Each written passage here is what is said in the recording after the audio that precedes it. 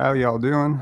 This is a very happy day for the Toronto Raptors. I can't even express to you what this means. Pat and Jama coming into Toronto to be the lead assistants for new head coach Darko Rajakovic. And all right, let's get this going. Ashley saying, I knew this live was going to happen. And you know why this was going to happen? Let me refresh your memory. Because early on, when Nick Nurse was let go, y'all remember who my leading candidate was? It was this guy. And I went on and on about what a great person this guy was. Talked about his story, talked about his philosophy, his ability to connect with players, his ability to develop players, and his ability to reset culture. And if you haven't watched that, I think this would be probably a great time to go back and watch that because my thoughts about him have not changed one bit. When I started pitching Jama as the next head coach of Toronto, I pitched it as a homecoming. I pitched it as, a welcome change back to what was working for the Toronto Raptors all those years when they were developing talent like Norman Powell, Chris Boucher, etc. Because can we please be honest, there is not a single success story over the last 3 years that is even close to the success story that is Chris Boucher. Can we agree on that? I think that's true. That's 100% true.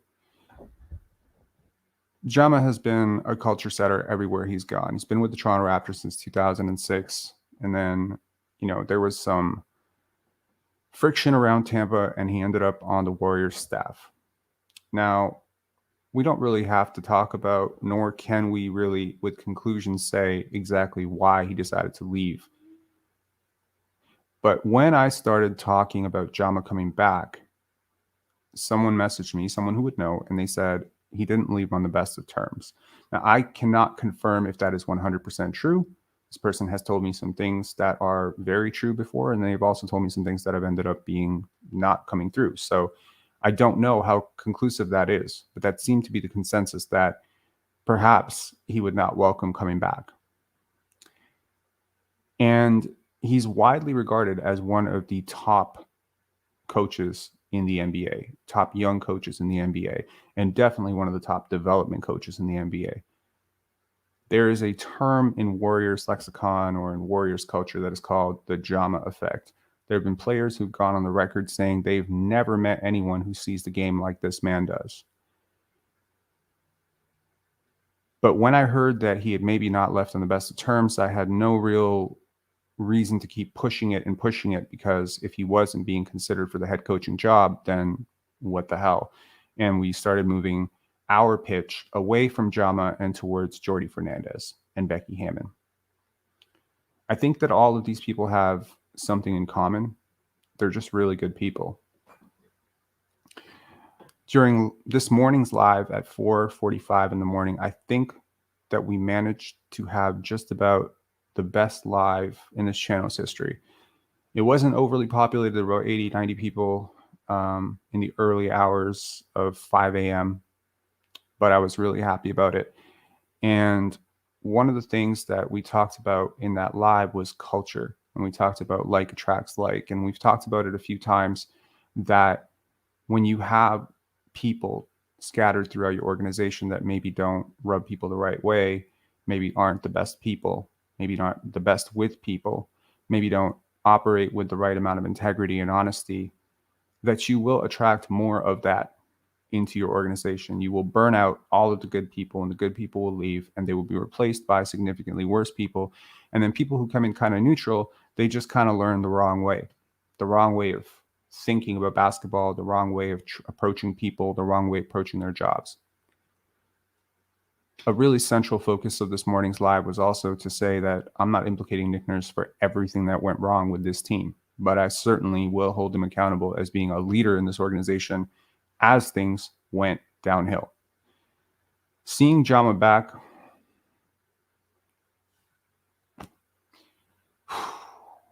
I felt, this is going to sound crazy. I felt just as happy when I read news that he was an assistant coach as I was when I heard that they had hired Darko. It's that equivalent to me. With Pat Delaney, I don't know a lot about him. What I do know is that he has been a head coach at the G League level. He will be one of Darko's top assistants. He will definitely be front of bench. He's coached in Charlotte. He's coached in Orlando. He's coached last year in coached for the Washington Wizards. He has interviewed for a head coaching job before as well. So he's definitely one of the next up type of coaches in the NBA. Now, how much of an impact can an assistant coach have?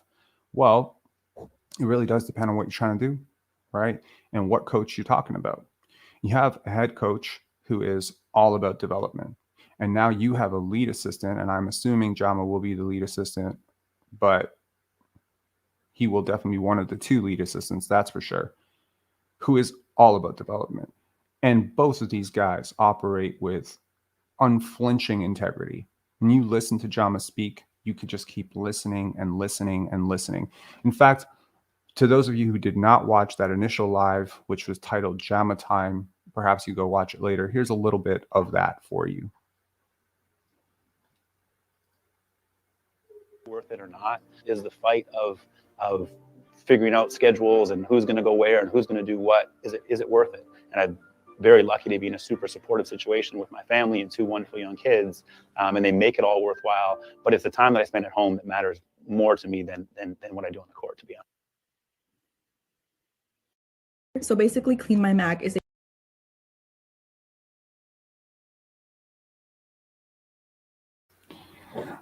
just to give you a perspective, honestly, go watch any of his interviews that he did with the Warriors. It was incredible. Now, I do want to mention that this is one of those lives that is going to take callers. If you have something to say, if you want to talk Raptors, we're open. We're going to try to close this live off by about 6:15. So for the next 45 minutes, we'll be happy to take your calls. If you have a reaction to Jama being hired back, or who you think the rest of the assistants are, what this means for the Raptors. Now, please understand, feel free to call in.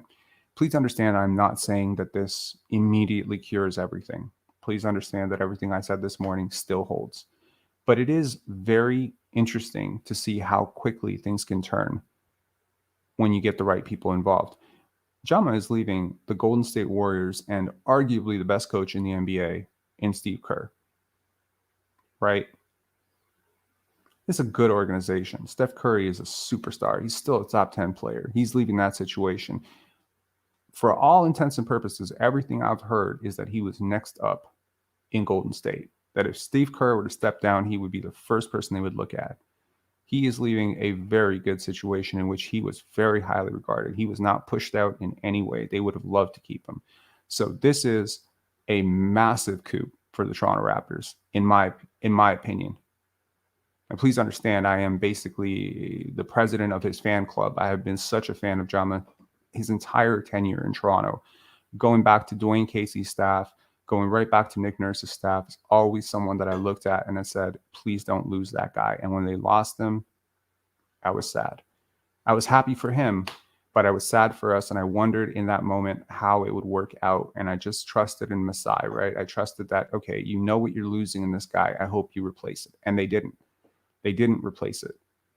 And so who better to replace Jama than Jama? Toronto 416 saying I got Steph in my all-time top 5 all-time. Questionable, but I can totally respect that. I can see how you got there. I wouldn't get there, but he's top 12. Top 12 for me, just like Kobe. Top 12. He's in that conversation.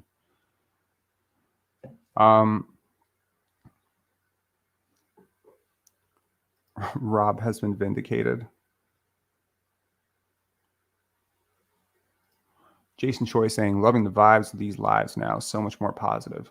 Well, what the hell do I have to complain about? Until they draft Keontae George and you see me lose my mind, in a week, or we hear that Fred VanVleet is coming back, like, I don't really understand what I need to complain about right now. They've hired a head coach that I fully support, and they've hired probably my favorite assistant coach in the NBA.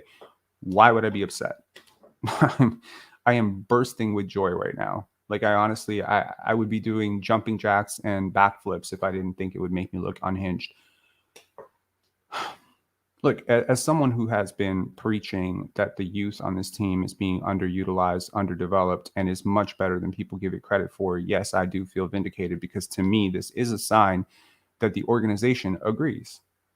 I fully believe that. Why would you be prioritizing development if you didn't have anything to develop? Makes no sense, does it? Like, I don't understand what the Detroit Pistons are doing. I'm gonna take a minute to just talk about Detroit. Yo, honestly, let me take a 2-minute detour. By the way, just again, the lines are open. If you want to call, please call in. I would be happy to talk to anybody who wants to call in. Little sidebar. There are two teams in the NBA that I really don't like. I don't know why I don't like them, but I just don't like them. I don't like their fans. I don't like their team. I don't like their players. There's something about these two teams. Maybe it's historical. Maybe it's a franchise thing. Maybe it's because I grew up in New York and I just always hated these two teams. But Philadelphia and Detroit, these two fan bases, honestly. And did y'all watch Monty Williams being introduced? I watched the entire presser. It was sad as hell to see Troy Weaver explain away his decision making with this roster, talk about, the Detroit Pistons or so, I wouldn't change this locker room for anyone. And I'm just like, you're an idiot. You got to be kidding me right now. I mean, you're the worst team in the NBA. And what I found particularly perplexing, honestly, but refreshing, I was conflicted as in terms of how I felt about it, was when Monty Williams was asked why he chose to agree to go from a contender, really, in the Phoenix Suns. Granted, he was fired by Matt Ishbia, and I'm not really too thrilled about Frank Vogel being the replacement there. I don't know what the hell the Phoenix Suns are doing there. They would have they would have been in a much better position, in my opinion. Again, just my opinion. I'm just a human being with opinions, just like you. But I believe they probably would have been better off hiring Jama as their head coach than Frank Vogel. I like Frank Vogel, just not for that roster. So, put it into perspective here, seeing what Philadelphia is going through right now is somewhat Schadenfreude for me, right? Consider you being a Philly fan. Granted, the Philadelphia 76ers bounced the Raptors in last year's playoffs. They actually made the playoffs this year, and they have the reigning MVP. I get all of that. I'm not saying that this is a poverty franchise. I am, however, saying that if you were a Philadelphia fan, please understand the emotional conundrum that you went through over the last month. You had to watch a player that you chose Ben Simmons over and Tobias Harris over in Jimmy Butler lead his team to the NBA Finals as your MVP cried his ass out in the second round. And then you had to watch the player that you swore all year, and you populated your bullshit all over the chats, all over the world, saying that Joel Embiid is better than this guy. And then you had to watch this guy basically do everything that Joel Embiid has never done in the playoffs and pretty much put together one of the top 5 playoff runs of all time.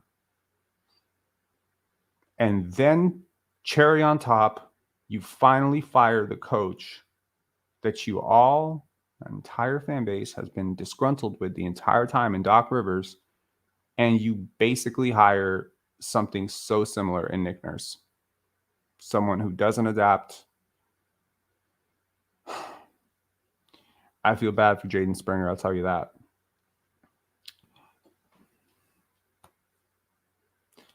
The vibes will be positive around here, but they're not going to be so positive for the other teams, because I'm starting to feel proud to be a Raptor fan again. There's a sense of pride that came with being a Raptor fan. You talk to other fan bases, like I talk to people, who cover other teams, who are fans of other teams, and there was always a sense of pride. I got to tell you, like when Leo and I 2-3 years ago, when we used to do those lives, not those lives, we used to do those. Yeah, some of them were live. Those videos for Basketball Zone. Shout outs to Basketball Zone. There was always a sense of like, in Toronto, we do it right. We do it this way. We do it that way. We develop this, we develop that. And it was like a sense of like real pride. We got some callers here. I'm going to get to you for right as I finish this next point. There was a lot of pride there. I felt a great deal of pride in this organization. I felt a great deal of pride being able to say that the team that I cover, the team that I follow, has the best general manager, the best president, the best development staff, the best organization, the best ownership. Well, I don't say the best ownership, because I do have a Rogers cell phone, and I tell you, they're not the best ownership in the world. But, I like Larry Tannenbaum a lot. Really solid people. You had Kyle Lowry. Love that dude, right? So many great people throughout this organization. How could you not feel proud as a Raptor fan? We, the North, all the propaganda. It wasn't propaganda, bro. It was true. It was great. It was so great.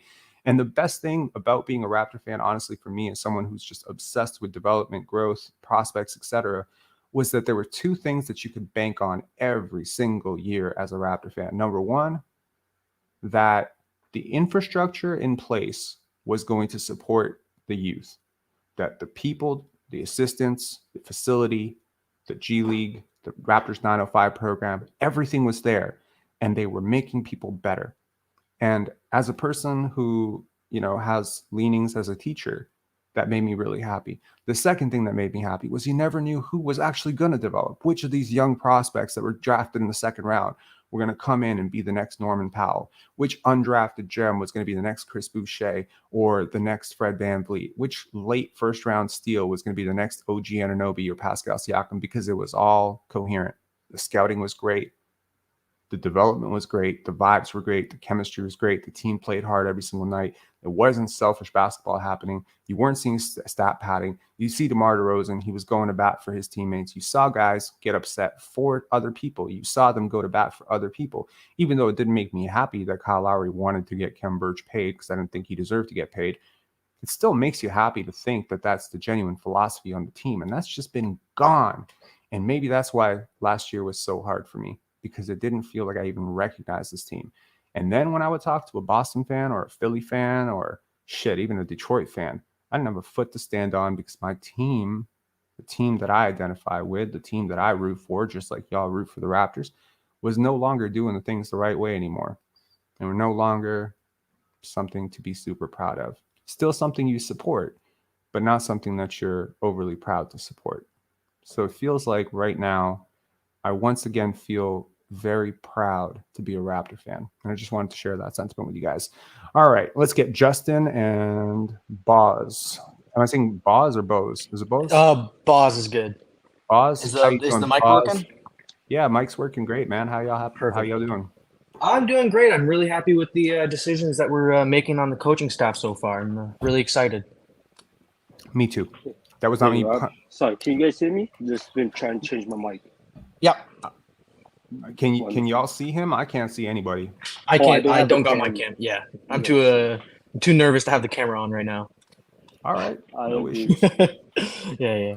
So what are your thoughts? Like what do you guys my main thing is like sorry to interrupt, but it was like you look at Jama and how long Jama's been in the league and working as a coach, and I'm kind of starting to wonder is like he went to Golden State as an assistant. He was here for so long as an assistant. He comes back as one now. Maybe Jama just likes being in that assistant role where, like, because you saw Darko talk about it, how being in the assistant coaching role made him get closer to the players on Memphis and the Suns. And maybe that's what Jem is also like as well, where he enjoys the player aspect of it, where he likes the development, and he sees that by maybe going to a head coaching role, it takes away some of that of personal activities with the players. I think you're right. I think that's a really great point to bring up, is that, not everyone wants to be a head coach, and not everyone wants to be a head coach right now, right? Yeah.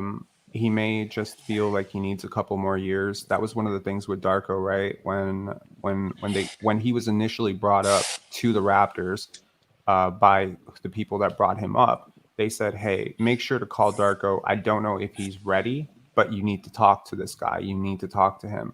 And then when you talk to him, then you gauge, A, is he ready? And B, do you agree with that?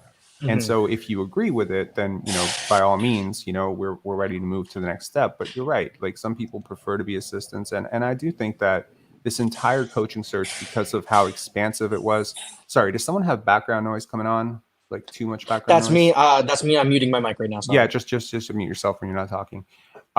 So I feel like because this coaching search went so far and so wide and so long, it gave us all, hopefully it gave at least this community and hopefully this entire fan base a great and renewed appreciation for just how important assistant coaches are and development coaches are and training staff is, because it takes, we often say in the hood, we used to say, but like, it takes a village to raise a king, right?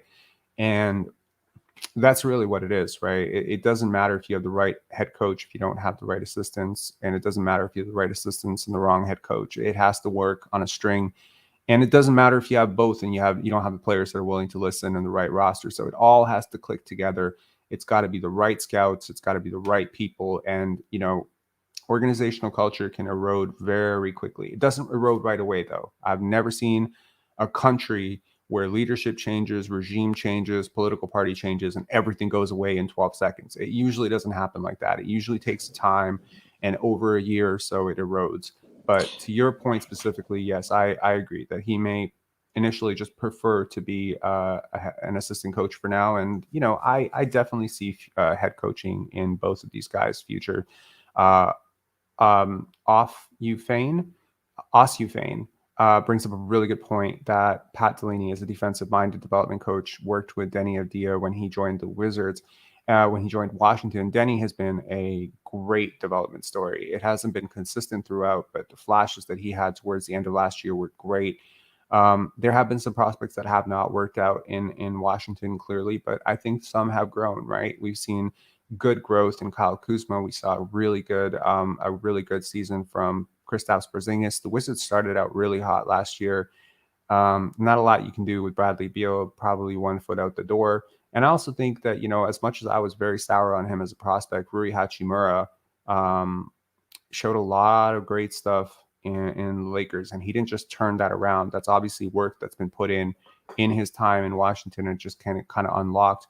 You look at Kyle Kuzma, you look at Daniel Gafford. There's a lot of really good young players that have developed and blossomed in Washington. And if he's had a hand in that, if he's been their lead guy there, I'm looking forward to learning more about him in the coming months. I'm sure we will. I'm sure in summer league, etc. I'll be very curious to hear these guys' thoughts and to hear their interviews. And yeah, Justin, you haven't said too much. What's up with you, man?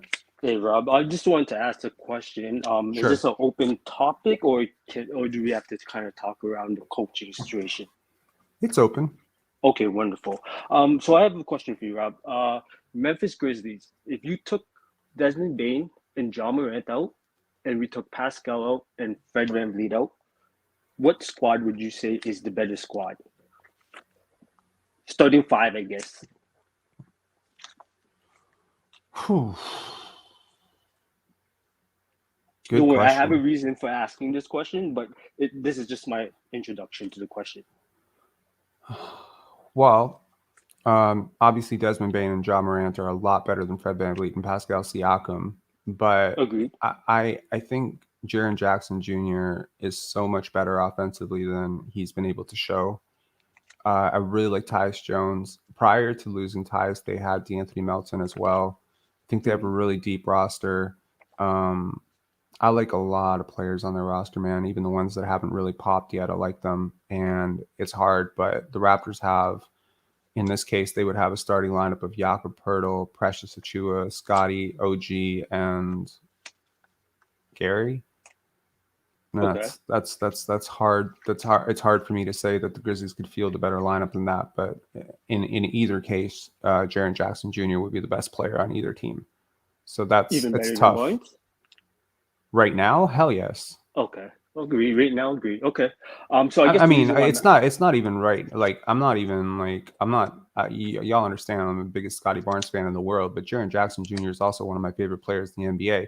And if that dude can be healthy, he not only is probably the best defender in the NBA, he's also a much better offensive player than anything that I think Bam Adebayo is.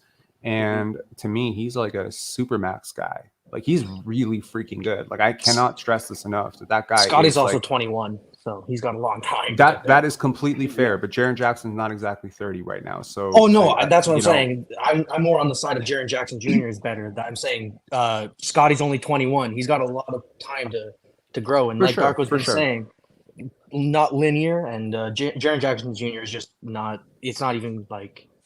100%. I think if you're going into next season expecting Scotty Barnes to be a better player than Jaren Jackson Jr., you're either A, completely delusional about Scotty's growth, or B, completely delusional about how good Jaren Jackson Jr. is. I do think that Scotty can be an all-star next year. I do think that he has that level of upside, and he wouldn't be the first player to click. You know, there's a lot of different growth stages in an NBA player's career. I think year 3 to year 5 is roughly when, you know, you start to see whether that player has it in them to be an all-star. And then I think around 27 to 28, you start to figure out if that player has what it takes to be a champion. Okay. So, you know, and then I guess around 30, you start to see if they have what it takes to be a dynasty. And I think that career arc has it's happened so many times. It's happened with Jordan. It happened with Steph. It's happened with KD. You know, you look at how many players, how many superstars won their first championship between the ages of 27 and 28. It's a staggering amount. So I do believe this growth thing is and worth mentioning that between the ages of 19 and 24, I think growth is very difficult to project. That it can happen Anytime. 2-3 weeks. You know, you can see a stretch next year. Let's just say Scotty comes out, he's a 15 point per game scorer. It's just, you know, 15. We're all panicking, and then something clicks in December, and then it's 25 points per game, and he never looks back again. It could happen. Yeah. Okay, so this follow-up to my question is, how do you feel about trading Pascal for the third and Simons, I believe? Simons? Mm-hmm. Damn it, you stole my question. Because the reason why I'm asking is, I personally love Pascal, but I think it's kind of the way that the team and the coaches are coming together. I believe that Ja Morant can be Scoot, or Scoot can be Ja in a way, and then Simmons can be Baines in a way as well, because they kind of play similar. And then that's the reason why I asked you who had the better squad. If we had Scoot and Simons with OG, Barnes, and Portal, would that be a deadly rebuild or retool team? That would be a really exciting team to watch, and I think something should be said for if you're going to be a 500 team or something close to a 500 team. I would much rather be a young team as opposed to an older team. And I think Ime Udoka kind of touched on that as well, where he said he didn't want to coach a team where their ceiling was 5th seed. And I think, you know, there's an old saying, you know, if you want to, it goes, give a man love. If you can't give him love, give him hope. If you can't give him hope, just give him something to do. It's a really good quote. And I think hope has been sort of lacking, you know, when you look at this roster and you say, where are they supposed to go from here? The pieces don't fit. The pieces aren't overly young. There's not a great deal of blue chip prospects or upside on this roster. And so you start to wonder, okay, like, what is the ceiling here?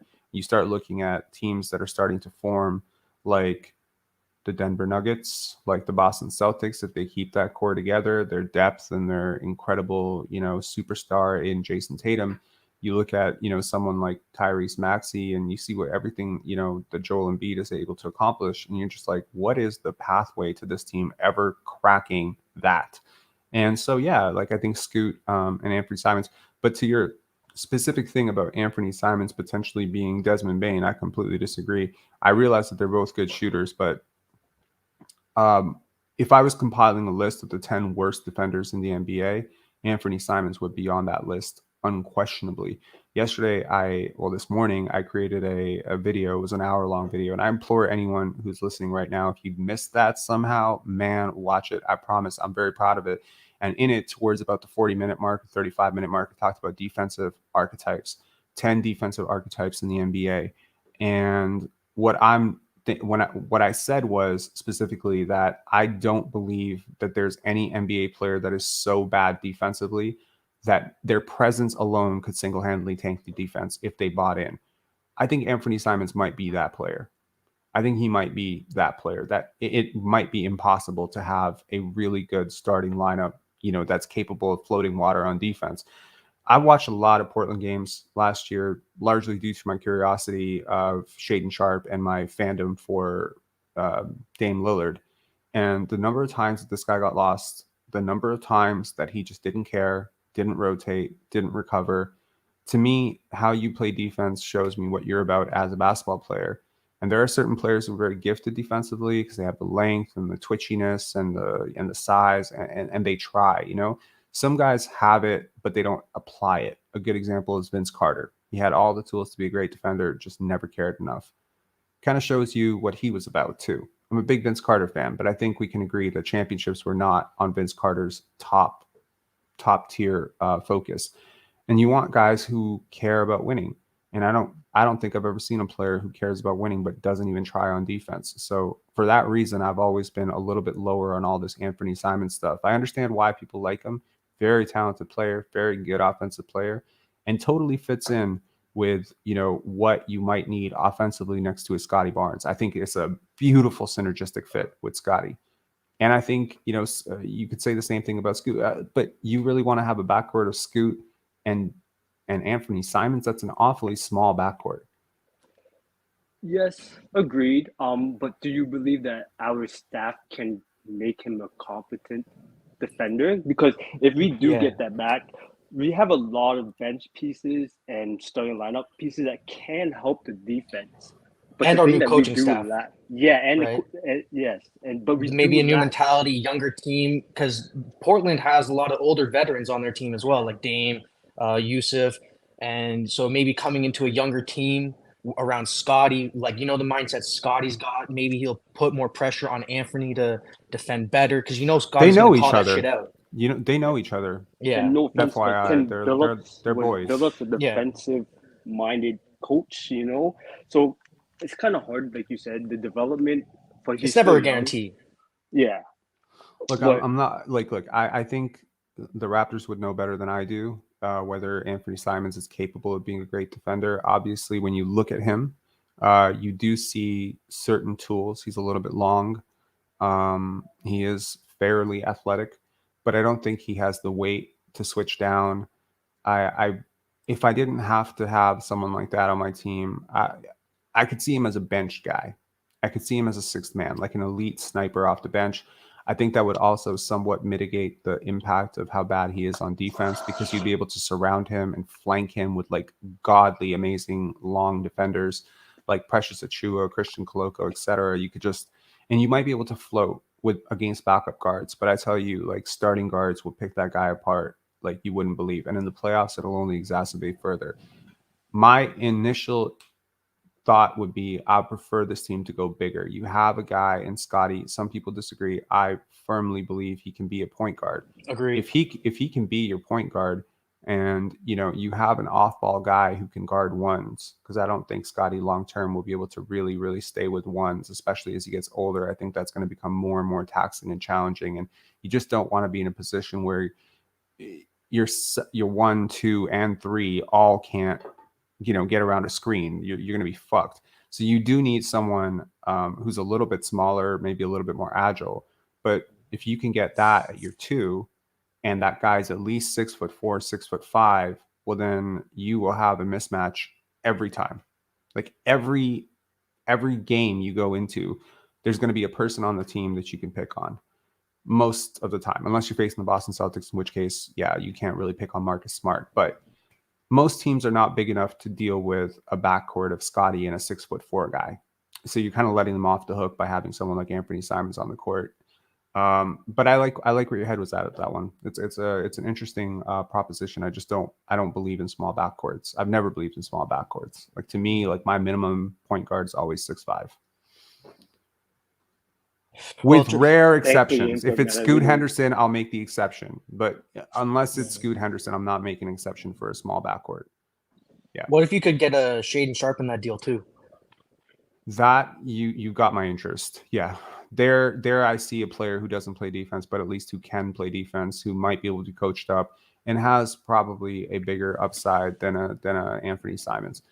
I'm not against Anthony Simons. I just feel like if you're trying to win championships, I don't think that's the type of player that helps you do that. If you're trying to be exciting and you're trying to score a lot of points, he is the type of player who can help you with that. Yeah. Anyways, guys, thanks a lot. Yeah. Any final thoughts? Just build around Scotty. He's the future, the promised land. Go build around Scotty. Have a good one. Have a good one, man. All right. Let's bring FA and SGE. How are you guys doing? How's it going?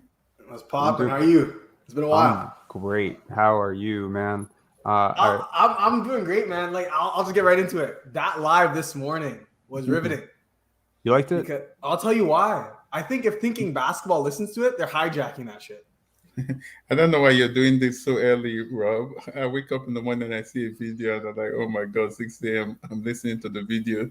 Sometimes I have to increase the speed to 1.25. Well, given the fact that I named this channel Pensari Basketball, which effectively translates to Thinking Basketball, and given how much value that I've gleaned from listening to Thinking Basketball over the last 4 years, if Ben Taylor ever rips off something that I said, I will be the most touched and deeply grateful human being on the planet. I have a lot of respect for him, so I got no issues with that. Bro, no, that you got to be credited, because I'll tell you why. They had a podcast about athleticism that's amazing. It's like soft skills, athleticism you can't see. You know, Jokic has like this weird balance where it's like you can't get him off balance.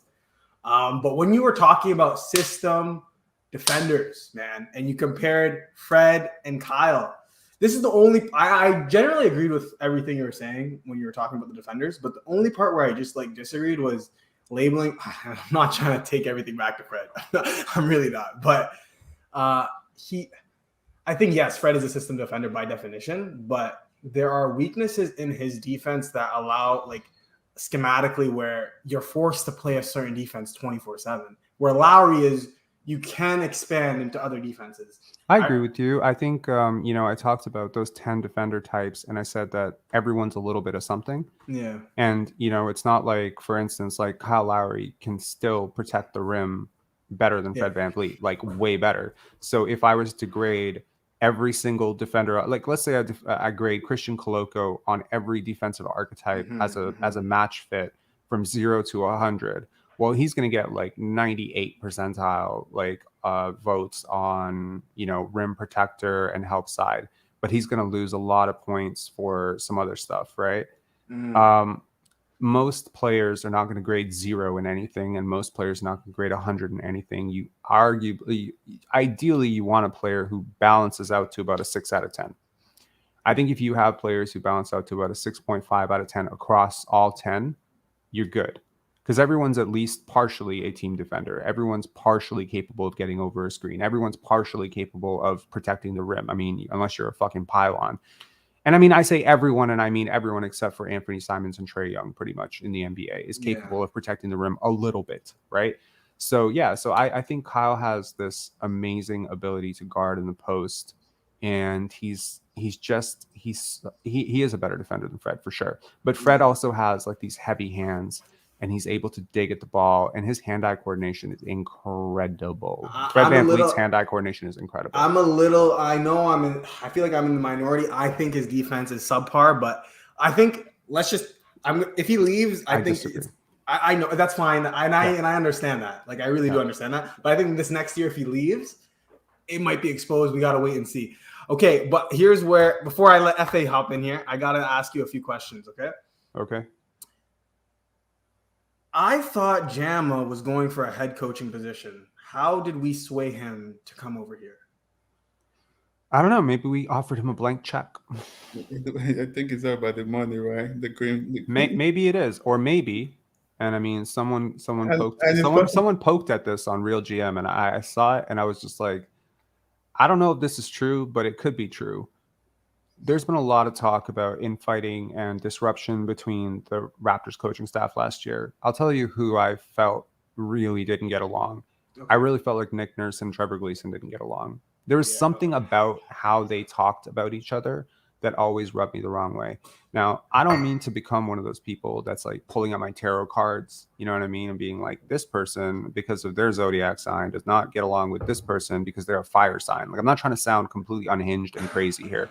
But I do think that certain things do convey when you speak about people. For instance, when I heard Goran Dragic talk about Scotty Barnes, it was obvious to me how their relationship was from that conversation. It's the same thing with Yuta Watanabe. It's the same thing with Fred VanVleet. Guess what? Yuta Watanabe is on Brooklyn. Fred VanVleet is on the Toronto Raptors as of today. Goran Dragic is, I don't know where he is right now. Scotty still follows two of those guys, and the one guy he doesn't follow is on his team. So it was pretty clear to me, based on the body language and interaction, how they speak about each other, the things that they're saying, their interaction on the court, how they play, how often they pass to each other, that these two guys are not vibing and these two guys are. And so that's when I say that for me, when Nick Nurse would talk about Trevor Gleeson, it always felt like there was a sense of apprehension, disconnect, divide. And you can sort of see it on the coaching staff. Fred VanVleet, Nate Bjorkgren, Nick Nurse. That's a unit. They are all together all the time, always communicating. So when you look at basketball games, you always want to think about it. And to those of you who've played basketball, I think you could probably agree. There were some people that you just weren't fucking with on your team. And then there's some people that you really were. And there's some coaches that you really, when you get benched, you go to that coach because you want to hear that coach's perspective on how you're going to get back into the court. And there's some coaches where you're just like, they're talking, you're not listening because you don't like them. It happens on every team. So I think the Raptors had a lot of that going on last year. And I think they're going to have a lot less of that going on this year because I think the people that they brought in genuinely have a little bit more of a synergy in terms of how they view the game and how they view human relationships and just what they're about as men, What's more important, human relationships or how you view the game? I think human relationships. I think human relationships as well, because the person who does not view the game but has great human relationships, like let's say not view the game, but let's just say that coach scores like a 2 out of 10 on developmental shit, but they're 10 out of 10 human being, they're not going to fuck things up for you because the 10 out of 10 human being part is going to lean them into learning more. They're going to be humble enough to admit that they don't know things when they don't know them. They're not going to be lying to people. And these things are never going to tank your chemistry. Yeah, people are going to be a little bit apprehensive when they have an idea, be like, bro, shut the fuck up and learn basketball 101, but it's never going to disrupt it. If you have a 10 out of 10 guy in the basketball tactics side, but he's like a 2 out of 10 human being, your team cannot be successful with it. And I 100% agree. And I also think it trickles down to the best player on the team as well, because I've always said this. The reason why Chris Paul can't win in this league is because he lacks that human connection. And when he's like, what's crazy is when you can look at somebody and you can just kind of tell, like when they're king of the castle, is everybody happy? When Nikola Jokic is king of the castle, everybody's at ease. They don't give a shit. They know everything's going to be all right. But when it's Chris Paul, you're looking over your shoulder. For sure. And I agree with that. And, look at, not to, because I like Chris Paul. Generally, I like him. I like what he's about. I like him as a basketball player. And I think there are some teammates who liked him and some teammates who hated him. And that's always been the case. What you cannot argue, though, is that he's turned around so many situations when he's gotten there.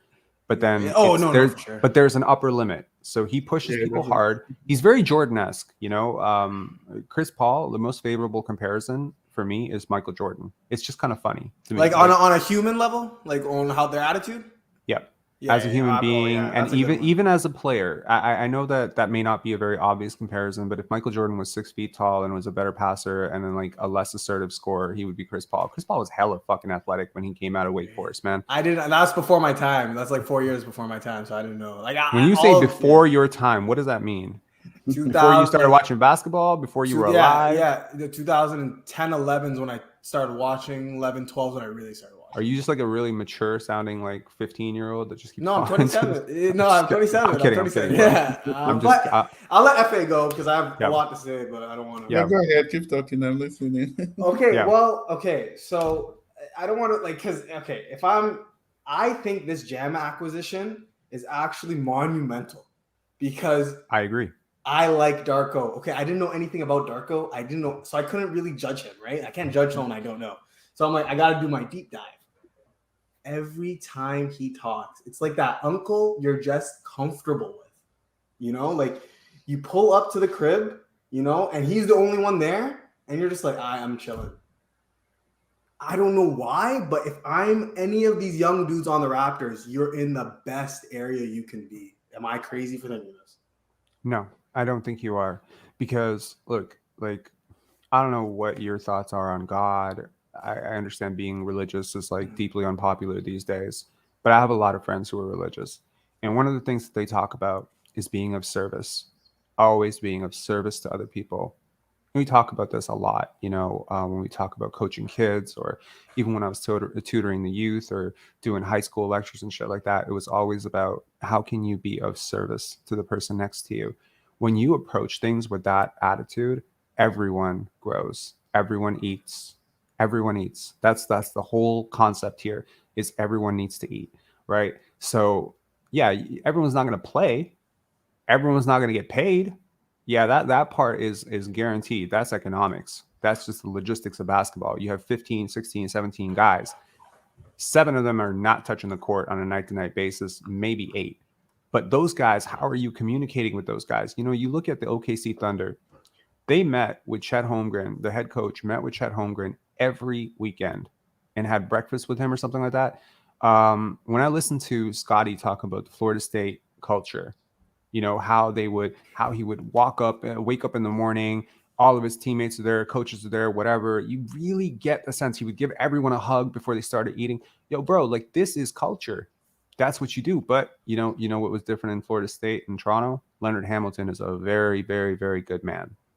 I'm not familiar with him. Is he a spiritual man? He's a very grounded human being. Everything I've ever heard from him, you just feel so like this is a person who is integrated with goodness. No, you know, you can feel it, man. Yeah, you can feel it, and you can feel it in the players and how they talk about him. You can feel it in how the players still support him to this day. I guarantee you right now, Scotty still supports Leonard Hamilton. It's been 2 years since he coached him. You don't forget that. They were not together for that long. Please understand that. They were not together for that long. But when you're a good person, you understand other good people, you gravitate towards other good people. And when you're not around good people, you leave those situations. So if you have if you have a cancer, you know, what do cancers do?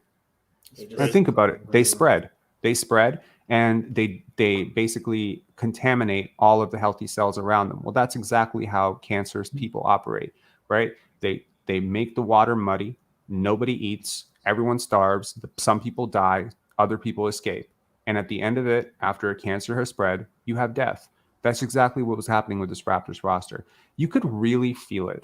You could feel the air, man. Like, honestly, every happy moment was just not happy. Yeah. Every miserable moment was catastrophic. And at some point, you just felt like people just checked out mentally on this coach. I'm really happy they made a change. I don't think it's going to happen for this team. Honestly, I didn't know a hell of a lot about Nick Nurse when they hired him. I knew just enough. I knew he was an innovator. I didn't know shit about him as a person. I never felt that I never listened to this guy and thought he's a really good person. I've never felt that way. Wait, but when did the alarm bells for Nick Nurse's personality start ringing for you? Because I'll be honest, I feel like I am clairvoyant, basically. Like, that's my opinion about myself. Who cares? It's egotistical, but I did not see this coming with Nick. The alarm bells started going off about 3 years ago.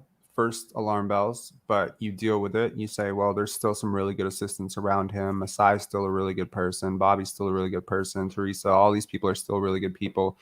Then you start seeing more and more people leave. You start seeing his relationship with Fred sort of flourishing, and birds of a feather flock together. Not really huge on Fred VanVleet as a person. As a basketball player, really, like, his personality meshed with him being a leader. I was not really happy about it. There was some alarm bells in Tampa, and to be honest, the alarm bells started dinging, ding, ding, ding around the trade deadline. That's when it really started to go off for me. When I really started to sense, like, hey, like, this guy's really smart, and I respect people who are smart, and that's my blind spot. Trust me, like, every time in my life that I have encountered someone who ended up being deeply toxic, there's always been some sort of peacocking effect where they were able to dazzle me with their intelligence or their fame or their career or their legacy or their whatever. There's always something. It's distracting. It's very distracting. Someone meets you and says, I founded 3 separate Fortune 500 companies. Here's my wallet. That's the first thing you get about them. And so it starts to color everything else about them. And Nick Nurse has always painted himself as a bit of a genius and a bit of a mad scientist. And look, I'm also empathetic to people who rub people the wrong way. I'm also a person who rubs people the wrong way a lot. I don't know. You were saying that this morning. You were saying, like, okay, holy shit, man, this is where we disagree. But I'm disagreeing, and I'm telling you to stay how you are, because I don't know how any other way to be. But I'm telling you very honestly, as someone who's lived in my body for 35 years, I have rubbed a lot of people the wrong way. I can come off abrasive, unlikable. I can come off as egotistical. Everything you said about yourself, I can say about myself as well. there are times where, you know, I can be stubborn and very unreasonable, and maybe I talk over some people, or, you know, whatever. So I'm trying to get better at that. But one thing I will never, ever, ever question in my entire life is I've always been a good person. Always. I'm always about service. I always want other people to eat. I always want people to be better. You were saying you went at like some of the topics of the season with an abrasive attitude, and I think that was why you were doing that was because nobody else was talking about it.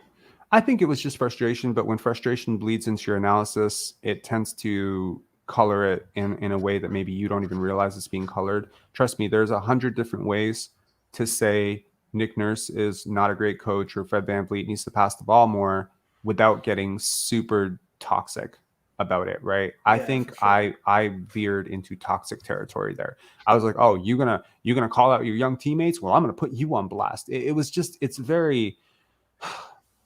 You know, I was thinking about it, you know, when I was watching Nikola Jokic play basketball against Bam Adebayo, and Bam kind of shoved him a little bit.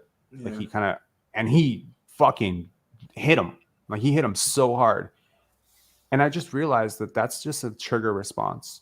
You know, when people hurt you, if you've been hurt a lot as a child, if you were like abused, or you were around dangerous situations, maybe you grew up in the ghetto and like there was like a lot of danger around you, you learned that when someone threatens you, you fight. The fight or flight response is very quick, right? I have a super fight or flight response. Like, if I'm on the train and someone tries to jack me, we're squabbling. Like, we're gonna fight. Like, you were not just gonna jack my wallet. Like, we're gonna fight and I'm gonna die. But, like, you know what I mean? Like, it's fast, and I get angry fast with people approaching on my boundaries a little bit. And so I realized that sometimes I need to be better at managing my emotions. Maybe meditate for like 10 minutes before I tackle a topic that's deeply triggering for me, like some fucking bullshit report about how Scotty Barnes didn't work hard. Like, that boiled my blood. Like, it shouldn't boil my blood, because at some point it's great that you're passionate and you care about this player and that you believe in, you know, reporting the truth and balancing the narrative. But none of that requires hostility, anger, and calling Will Lou an idiot or something like that. It doesn't require but that. no, It's not necessary. Okay, you know what I mean? Well, the problem with me is like, it's just not authentic reporting, and that's what boiled my blood. And I know that boiled your blood with the Scotty Barnes report, but when you go into game 37, Fred VanVleet and Pascal shit the bed, and the first topic of discussion is we have no bench, I'm going to pull out my hair. Yeah. No, you know, like, yeah, so like when you were coming on, I just think, okay, and as time goes on, we're going to forget that, like, the inauthentic reporting that was going on by Toronto media, that was unprecedented. Years prior, I've always felt like, mainly due to us being in a good situation, but whatever happened in the game was translated into podcast territory or reporting territory. But not, like, this year, it was not there. Well, let me put it this way. If you live your life expecting a turtle to move at the pace of a hyena, you will spend your entire life in misery.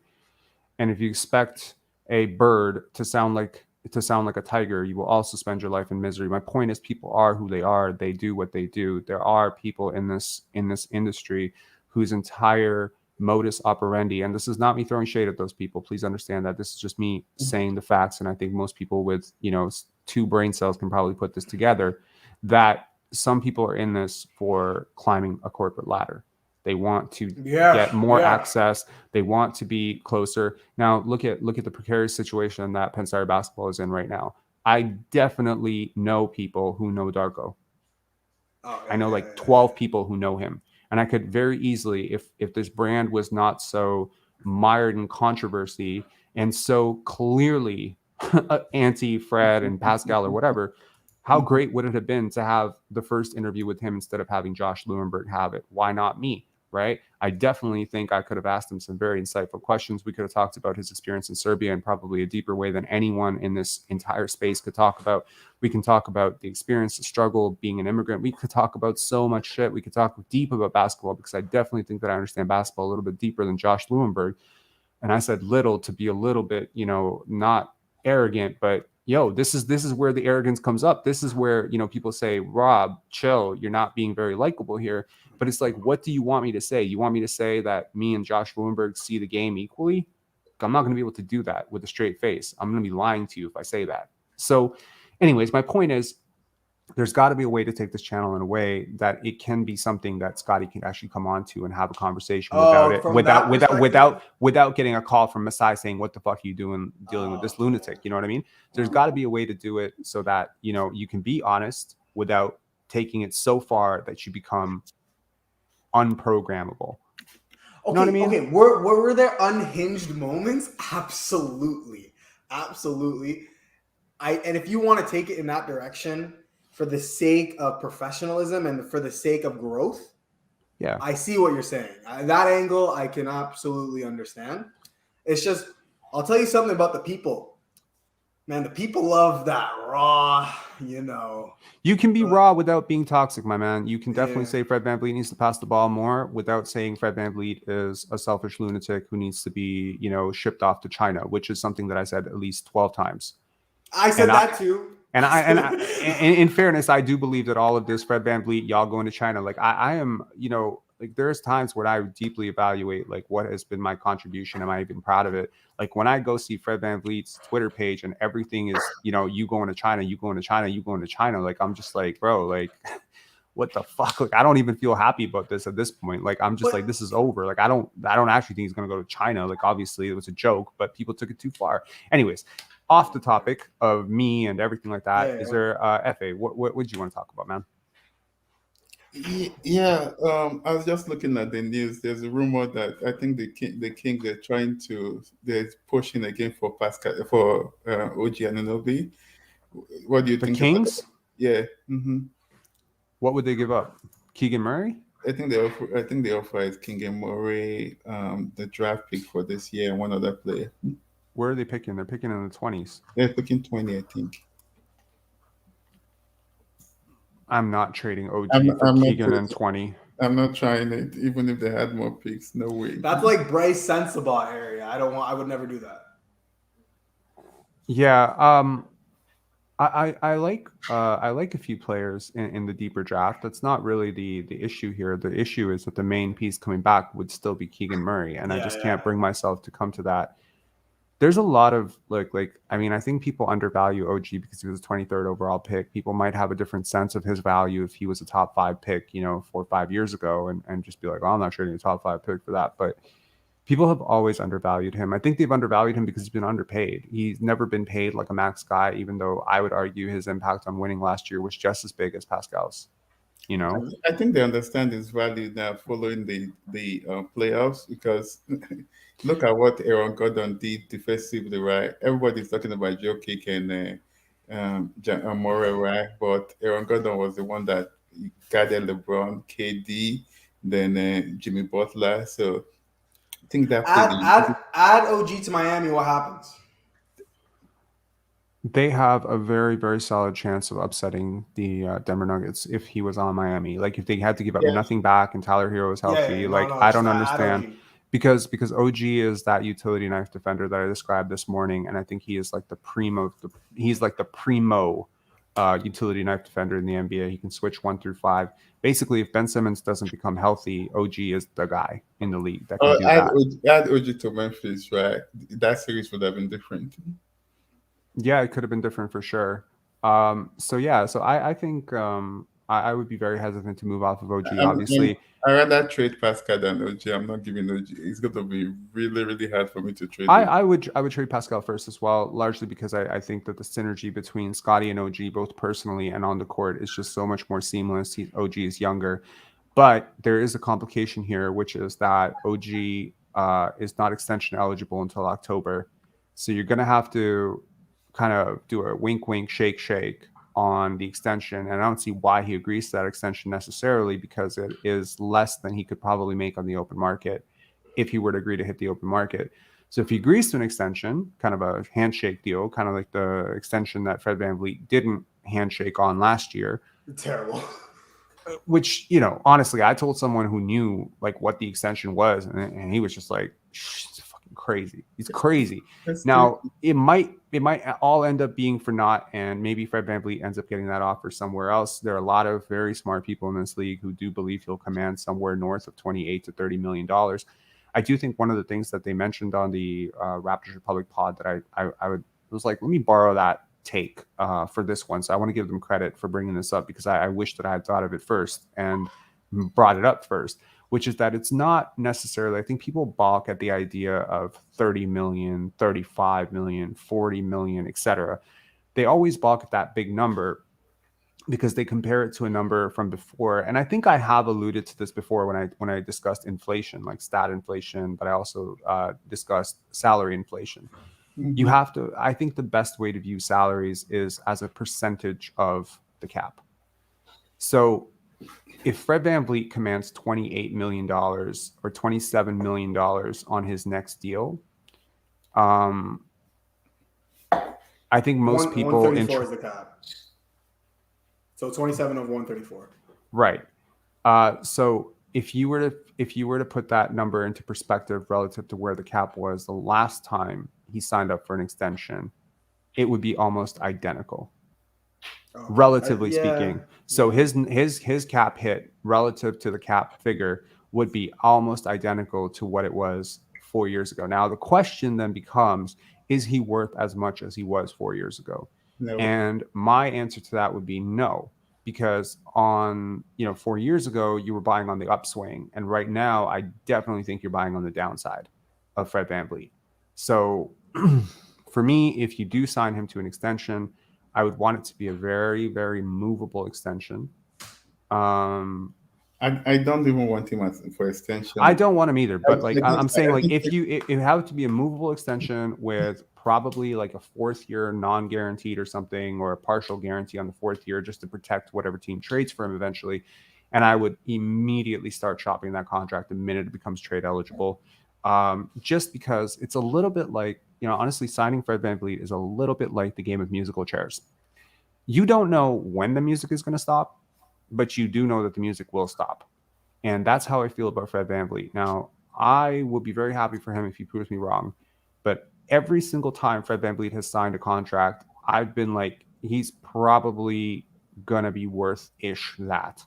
But this time I'm very firm that if you sign him to anything north of $25 million, that within 2 years, he will not be worth his contract. And that's facts.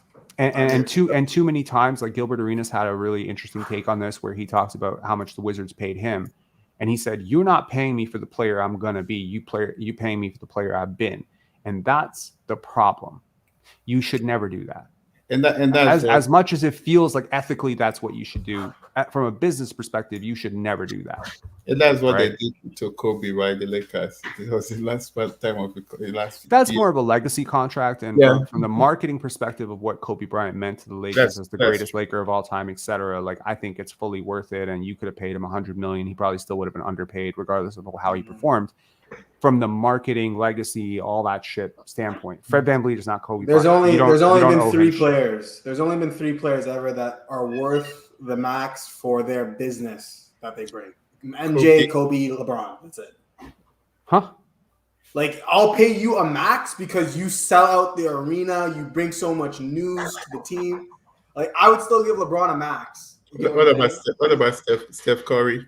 He's worth it too. Yes, he's worth it too. Okay, I have a different take on that. I would say that there's about 14 to 15 guys in the NBA that are definitely worth the max. There's about 6 to 7 guys who, if there were no cap, would probably be worth north of $80 million a year. Who? Seth? Ooh. If there was no cap. 7? Yeah. More than that. Joe Kick, LeBron. I think the Infinity Stones and Giannis, Embiid, and Jokic. Yeah, absolutely. LeBron. You don't think Luke? Okay, consider Steph Curry. 100%. All of those guys would be worth over $80 million. If there was no cap structure, if there was no max contracts, you don't understand all the CBA hangups, all the strikes, all the whatever, the lockouts in NBA history.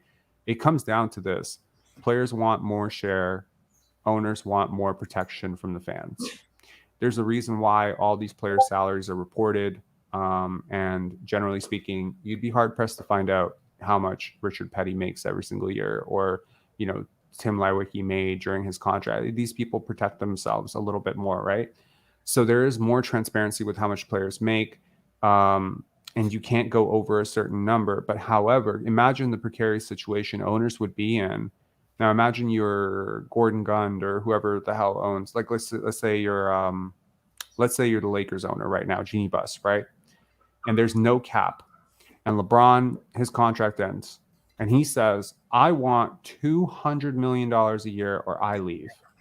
Imagine that he could realistically say that. And he leaks it through the press and he leaks it through Clutch Sports. And Rich Paul is basically saying, LeBron offers ultimatum, $200 million or he leaves. And you don't sign him? Well, now the public turns on you. Why am I paying for these $500, $800, $900, $2,000 seats if you're not willing to bring this guy back? You're not serious about a championship. So typically, this whole process is meant to protect owners from themselves. Okay, because in that moment, a lot of people would cave and they would pay him as $200 million. You sparked my curiosity. Okay, let me paint you a scenario and tell me what contracts would look like. Mm-hmm. Salary cap remains, but max contracts are removed, and you can pay a player the whole cap, and then you can add minimums as the only exception. Wow. What would the league look like in contract world? Well, I don't think he's selfish enough to demand it, but I think Jokic would be worth close to $100 million easy. Holy shit, that is high. I think Joel Embiid and Giannis could probably be in the 85 range, 85 to 90. I think Jason Tatum would be comfortably north of 65. I think Shea would 60, 70. Okay, 80. Shea? Continue. Pardon? Continue. I'm just I think Luka could be anywhere north of 85 as well. I think Luka could command 85 to 90 million. Look, the minute you remove max contracts, you basically fuck the entire league over because trust me, the owners will pay the stars. They will pay the stars whatever they ask for, and all the money will dry up, and there will be no money left for any of these mid-level guys or any of these. Everyone will be on vet minimums. This is why there are max contracts in place, because if you have an option, let me raise you. You offered me a question. Let me give you a question. Let me raise you a question. We agree that. Let me give you an example here. Okay. Give me two different options. You can have DeJounte Murray and Trae Young at $35 to $40 million a piece, right? Or you can have Luka Doncic at $80 million. You're starting a team from scratch. Who are you signing? Fuck. Excuse my language. Oh God. Now in this case, Efe, what are you doing? I actually don't know. That's a good one. What you said Jokic and No. Luka for $80 million, or Trae Young and DeJounte Murray for $80 million. Luka. Exactly. Everyone would do that. He's more marketable. He's an easier player to build. Absolutely. I've never thought of this. That, like, you know what I'm saying? I don't think most people have, but it's an interesting discussion to get into. So consider this. Now, I just gave you two all-stars, all NBA guys, and another all NBA guy. Now let me make this much easier for you. John Collins, Clint Capella, Bogdanovich, or Josh Giddey. That's a disrespectful question. Why is it disrespectful? Because it's Josh Giddey all day, every day. Okay, Josh Giddey is a third-year player. Those three guys that I just mentioned make combined probably close to $60 million. You see where I'm going with this? So you always gravitate towards the stars, and owners will always pay stars as much, because at the end of the day, you're not showing up to watch John Collins and Clint Capella play basketball. If those are the guys that your team is putting on their fucking program guide, for the season ticket holders, you don't have season ticket holders. Your season ticket holders will be John Collins' family and Clint Capella's friends. That's your season ticket holders. You need stars in the NBA, or you have your diehard Atlanta Hawks fans. My point is, stars sell. Stars move tickets. But why do you think the Raptors fan interest went down so much this year? Because the star that you build as your star isn't one, and the star that you said was going to become a star didn't become one. So no one had anything to grasp onto, and fan interest started to wane. It's not just because of losing. If Scottie was averaging 25 points per game and this team was struggling, fan interest would have remained really high. Absolutely, 100%. I've never, like, this is a person. I'm more like thinking about basketball itself, and like, outside of it, like from that perspective, I haven't thought about it, but that is interesting, man. This is why this channel exists. So that's where I see it. So like, you know, you need something to tangibly hold on to, and I do believe that hope element. And similarly, if Pascal Siakam had realistically been a top 5 MVP candidate and the team struggled around him, let's just say through a slew of injuries or whatever, but you were every night you're watching this guy put up like a dazzling 45, 40, 35, whatever. Okay. Fan interest would have stayed strong too. So you're saying from the marketability, I was happy go to ahead. Damian Lillard right now, right? Exactly. That's Exactly. the reason. That's the Yeah, reason facts. You because there's no quite right that they're better off keeping the peak, but to keep the fans, that's why they're keeping Damian Lillard. well, that's also the, you know, the value of top prospects, right? Because even when like, let's just say for instance, Victor Wembanyama, right? Now some people FA, you know, you watched their game the other day and you're like, this guy's going to need some time. Some people think he's going to come out and average 25 points per game right away, or 20 points per game, or, you know, be an all NBA guy. I don't know what he's going to do. I think he's probably going to be somewhere in the middle. I think he's going to be good, but I don't think he's going to be all NBA or anything like that. I think he's probably going to win Rookie of the Year, but if he's healthy. I think that's going to Scoot. I could also see that happening. So I heard Scoot blew the workout in Charlotte. He outperformed. His workout was better than Brandon Miller, so he's likely going to. Shit. Yeah. I just. I really wanted him in Toronto, man.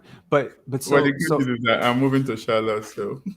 Nice. So what I'm saying is, I mean, that's great for you. You're never going to show up to these lives ever again, unless we're playing Charlotte. You know, FA is just going to be in start adding Charlotte content. Oh my God. Okay. So what I'm saying is, you know, if you have a guy like Victor Wembanyama and he comes out and he averages only 15, 16 points per game, I think most people would agree with current, you know, stat inflation, that would be a massive disappointment. But I still think that fan interest would be very, very strong for at least the first year. I think he'll average 20 points because he'll be studying and everything, but the impact is the impact. Popovich is not the type of coach to overplay a young player who is not physically ready to play. So I actually wouldn't be surprised if he does end up averaging 16 or 17 points per game with like really solid defense. But my point is, people will still watch it because there is an element of interest, which, especially in the modern world, comes down to where were you when this happened. Right. Yeah. So when a Scotty Barnes, you know, starts to show you very conclusively that he is really on the pathway to becoming an all-time great, well, then now these moments become like scrapbooks that you can tell your kids about. You start to feel like you're integrated in something that's substantially bigger than you, that you'll be able to carry forward. And that experience of being able to watch that, it's kind of why, you know, when you go to the Toronto International Film Festival and you pay $85 to $90 to see the premiere of Joker, because fucking Joaquin Phoenix is there and Todd Phillips is there. Oh yeah, I'm paying. And you want to be a part of that experience. Now, who in their right mind is paying 9 months of Netflix subscription for one fucking 2-hour film, other than to the experience? It's the reason why we paid $180 to watch Stromae, live, because it is an experience. So when you have a player who is a superstar like a Pascal Siakam wanted to be earlier in this year, and he's really doing superstar shit every night, well, you never know when you're going to be like the person in the building who watches that 55 piece or that 60 piece. You putting it in a movie perspective is it's easy to wrap my head around now. And digest it. Tom Hanks, you got Brad Pitt on the poster. I get if you have a great movie, but and it's an A-list movie and we got Lionsgate on it, but and you don't know the actor, it's gonna tank at the box office. It usually does, and that's the sad part of our reality, which is, to be honest, I will watch a team without a superstar if I believe in the way that they play. I like watching beautiful basketball. I really do. So I am rare in that way. And, my movie taste, my music taste is all like that. Everything in my life is integrated into that way of thinking. But, most people like to be a part of something bigger than themselves. And so when you have a young superstar, when you have a top draft pick like a Yao Ming or a Victor Wembanyama, it's an event. Everyone's got to be at that event. Everyone's got to follow that event. Everyone's got to know what happened. How much did Wemby score last night? How much? that level of interest just doesn't exist. And that's why this AAU circuit, the mixtapes, the scouting services, the Draft you know what? Express, the NCAA, all of these things play a part into building the athlete's profile. Everything that Zion did at Duke built up the hype for inevitably the Pelicans ticket sales on year one, right? So because you want all to know why? I still what? think Amani Bates highlights.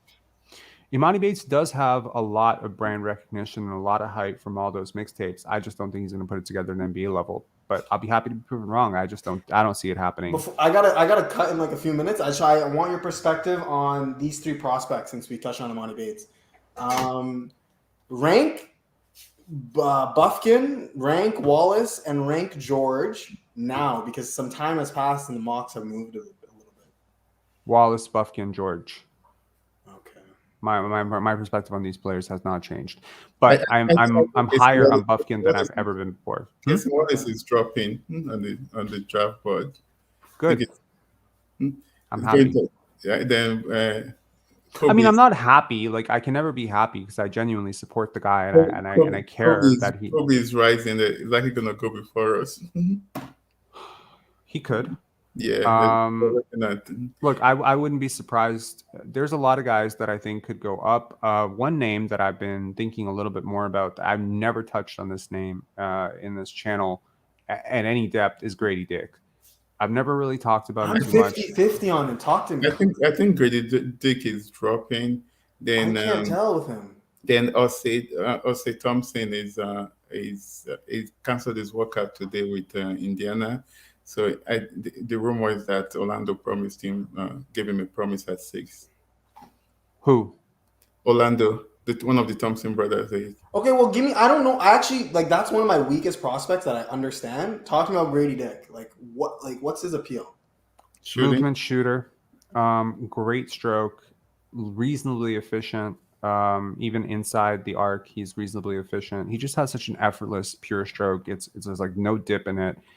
I think he's a really interesting prospect. I think easily you could see a career trajectory. He has a little bit of playmaking as well, a little bit of off the dribble. I don't think he's a terrible defender. I also don't think he's a good defender. I just think he's a so-so defender. I don't think he's Anthony Simons bad defensively or Duncan Robinson bad defensively. So I can certainly see the appeal and why people think he'll be a lottery pick. I definitely don't understand anyone saying he should be a top 5 pick. And there are some people out there in the corners of the internet that are really that high on him. I don't see it. Okay. I think Utah is likely going to take Bilal Coulibaly, then hoping to get Casey Wallace. Well, I wanted to say this to that, okay? Because this is a perspective you haven't hit, and I got to cut right now. But let's say one of Jarris Walker, one of Taylor Hendricks, one of Cam Whitmore, which I don't know why, I'm a little lower on them than the guys after them. But if they fall and Coulibaly's there, would you prefer taking one of those guys over Coulibaly, or would you still take Coulibaly? For me, no. Jarris Walker is tough, man. He's so good. He's so good. I love this tape, man. He's so good. I would have a really difficult time passing on something as sure to me. Like in terms of like when I have to project floor upside, Jarris Walker's floor is so high. He's going to be a starter in the NBA, I believe, for many years. I don't know if he'll be a star, superstar, or anything like that, but he has a lot of upside. Cam Whitmore is another. It's a different version of Bilal Coulibaly in a lot of ways. They have a lot of the same strengths, a lot of the same weaknesses. You don't know necessarily where the playmaking is going to come from. They're very athletic guys. I think Bilal is more fluid, but I think Cam's stronger and bigger, and he has those broad shoulders. We can move people around.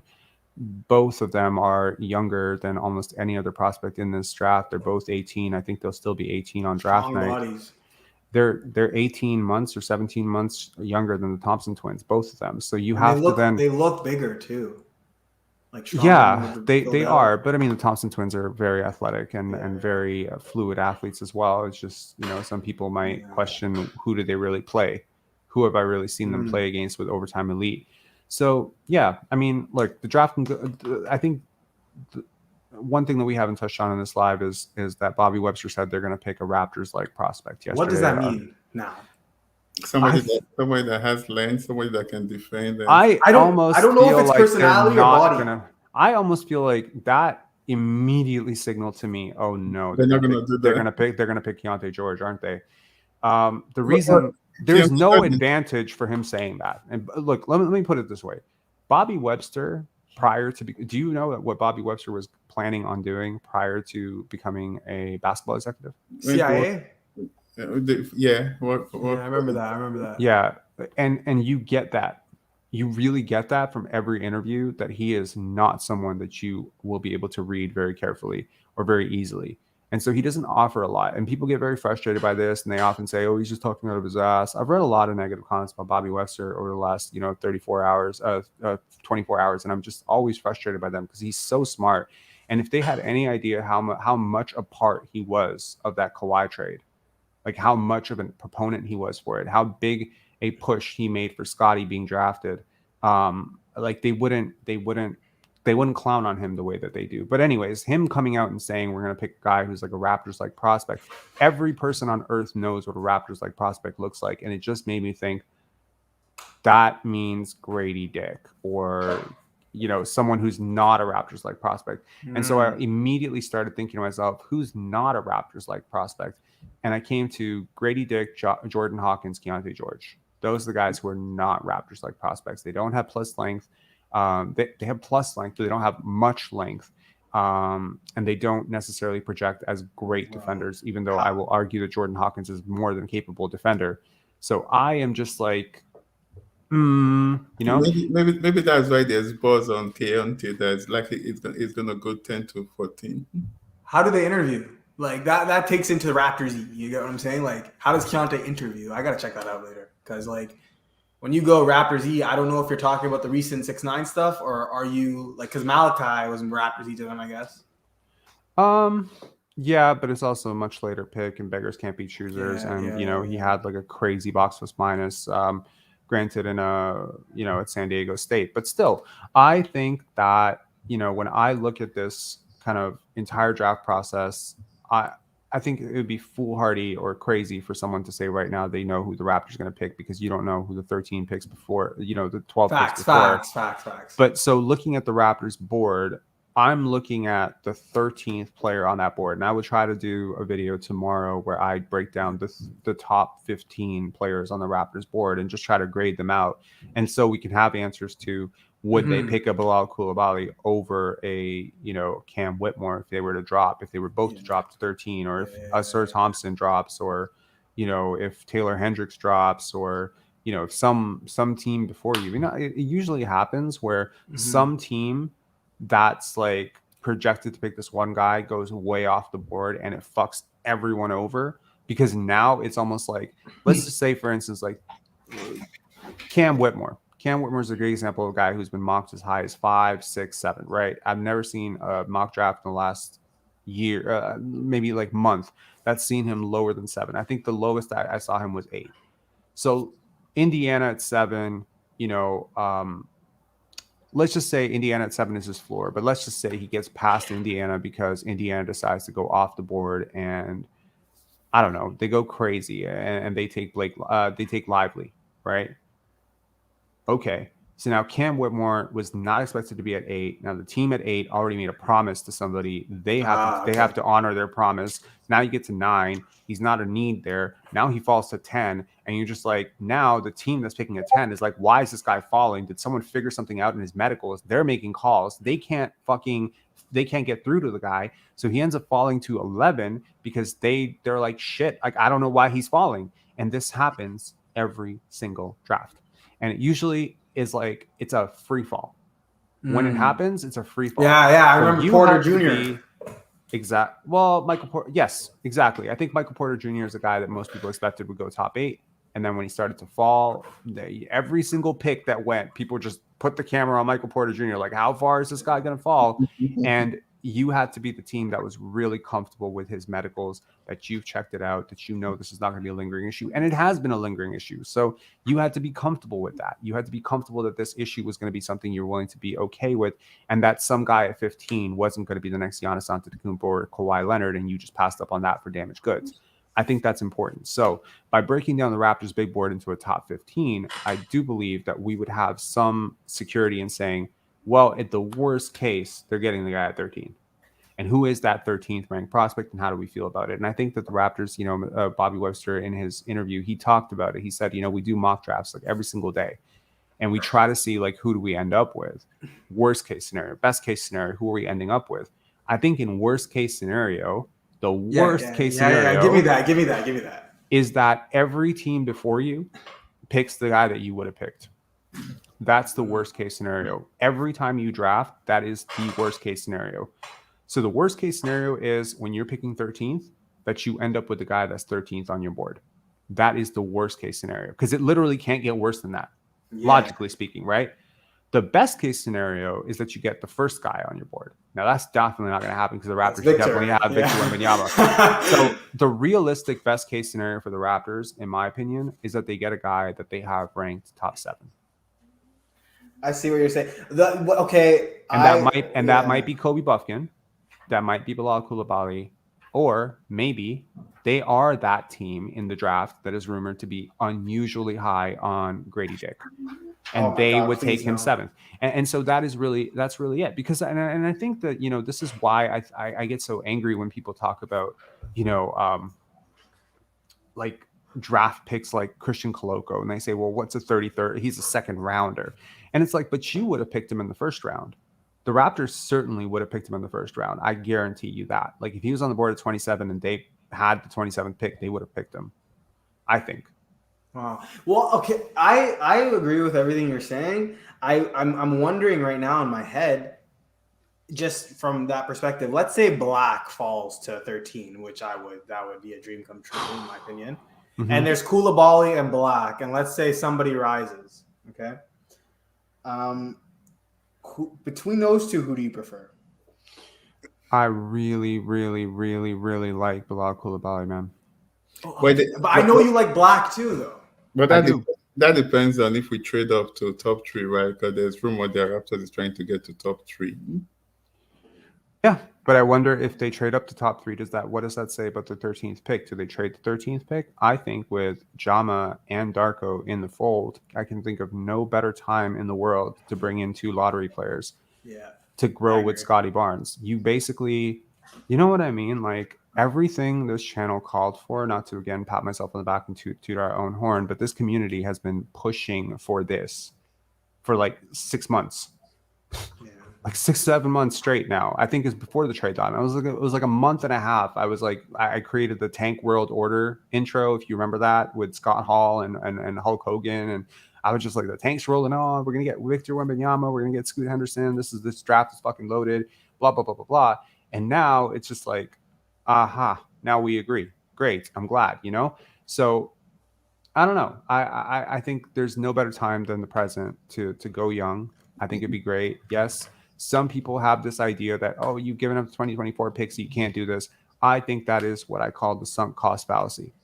So what would you do if Raptors trade up to, say, the 4th pick and pick Bilal Coulibaly with number 4? That'd be crazy.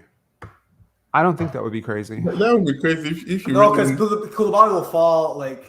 It's not gonna. You don't know that. You don't know that. You don't know that. You look, as a general manager who's running a draft room. Ideally, if you're good at your job and you know what you're doing, you have a good sense of where guys are supposed to go. Look at Josh Giddey, right? For example, it's a great example. Yeah. When I initially thought that Josh Giddey could fall all the way to 16. Yeah. Right. I think a lot of people did. I think some people had him mocked all the way down to 20 because he was not athletic enough. And the Thunder saw right through that. Jalen Williams is another example of a guy who was mocked all the way down at 25 by some people. They took him in the lottery. People were like, what? But like, unlike when we picked Bruno Caboclo and people were like, what? It was a good what? It was like, oh shit, like this guy's great. Why don't we, like, when people were showing his highlights and like people were showing his stats, they were just like, huh, why would I not talking about this guy all year long? He's great. And he proved to be great. So look, Sam Presti and you have a lot of teams. I've mentioned this before. You have a lot of teams that are drafting before you and around you that really know what they're doing in the draft. Jeff Weltman, Sam Presti, Trader Danny. Like Orlando's draft picks have been nasty lately, I feel like. Weltman, exactly, right? So you have a lot of general managers who prioritize all the same shit that you like, which is long, switchable, versatile, big playmakers. So you might actually, this might be the time that the only way to find real value in this draft is to go against type and pray So that that type, works. what do you think of this scenario? We trade up maybe Pascal for the third pick, then turn around and swap the third pick for 6 and 11 with I would Orlando. love that. I would love Orlando, that. because Orlando really wants the the third So you pick. would so you would want 6, 13, and 11, Oh, basically. who are you taking with that? You don't have to keep 13. You can trade 13 for future picks, and I don't know why you would trade out of this draft for future Me picks too, unless those picks are guaranteed to be lottery picks in 2025. do you want 3 first-round picks? I wouldn't trade the 13th pick in this draft. No, if you get 6 and 11, then what do you need 13? I would still keep 13. What's your dream 6, 11, 13 combo? Okay. I think FA, you go first. I'll go with Bilal for number 6. Okay. Because Okay. I don't want him to drop past 9. Then 11, I'll go with one of the point guards, anyone that drops. Kobe, Kaysen, one of those guys. And who Yeah, are you one of going with those. 13? You're going Grady Dick 13? Then I can risk credit Dake, or I can go with Jordan Clarkson. Yeah. Sorry, not Jordan Hawkins. That's an interesting scenario, yes. And I think a lot of people are not understanding the hype around Bilal Coulibaly, but the way that this guy moves and covers space in the basketball court, he is the defensive prototypes that I described. He's all of them. And he's many of them. Did you watch the game today when he shut down Mike James on several possessions? I didn't like his game 1 against Monaco. I felt that was my first time watching him live. I felt like, but then his tape is amazing, so I'm sure I caught it that game. Yeah. Sean's saying you wouldn't want 3 picks in the lotto. That would be a nightmare, that when you had to re-sign them all in the same year. You can always trade. You can always trade them. Yeah. And, I think that... Nothing but Rob, answer the question, though. 6, 11, 13 dream scenario. What's Darko's dream scenario? I don't know what Darko's dream scenario is. He hasn't responded to my friend request yet. But do you all think that we're likely going to rebuild with the assistant coaches that we're getting?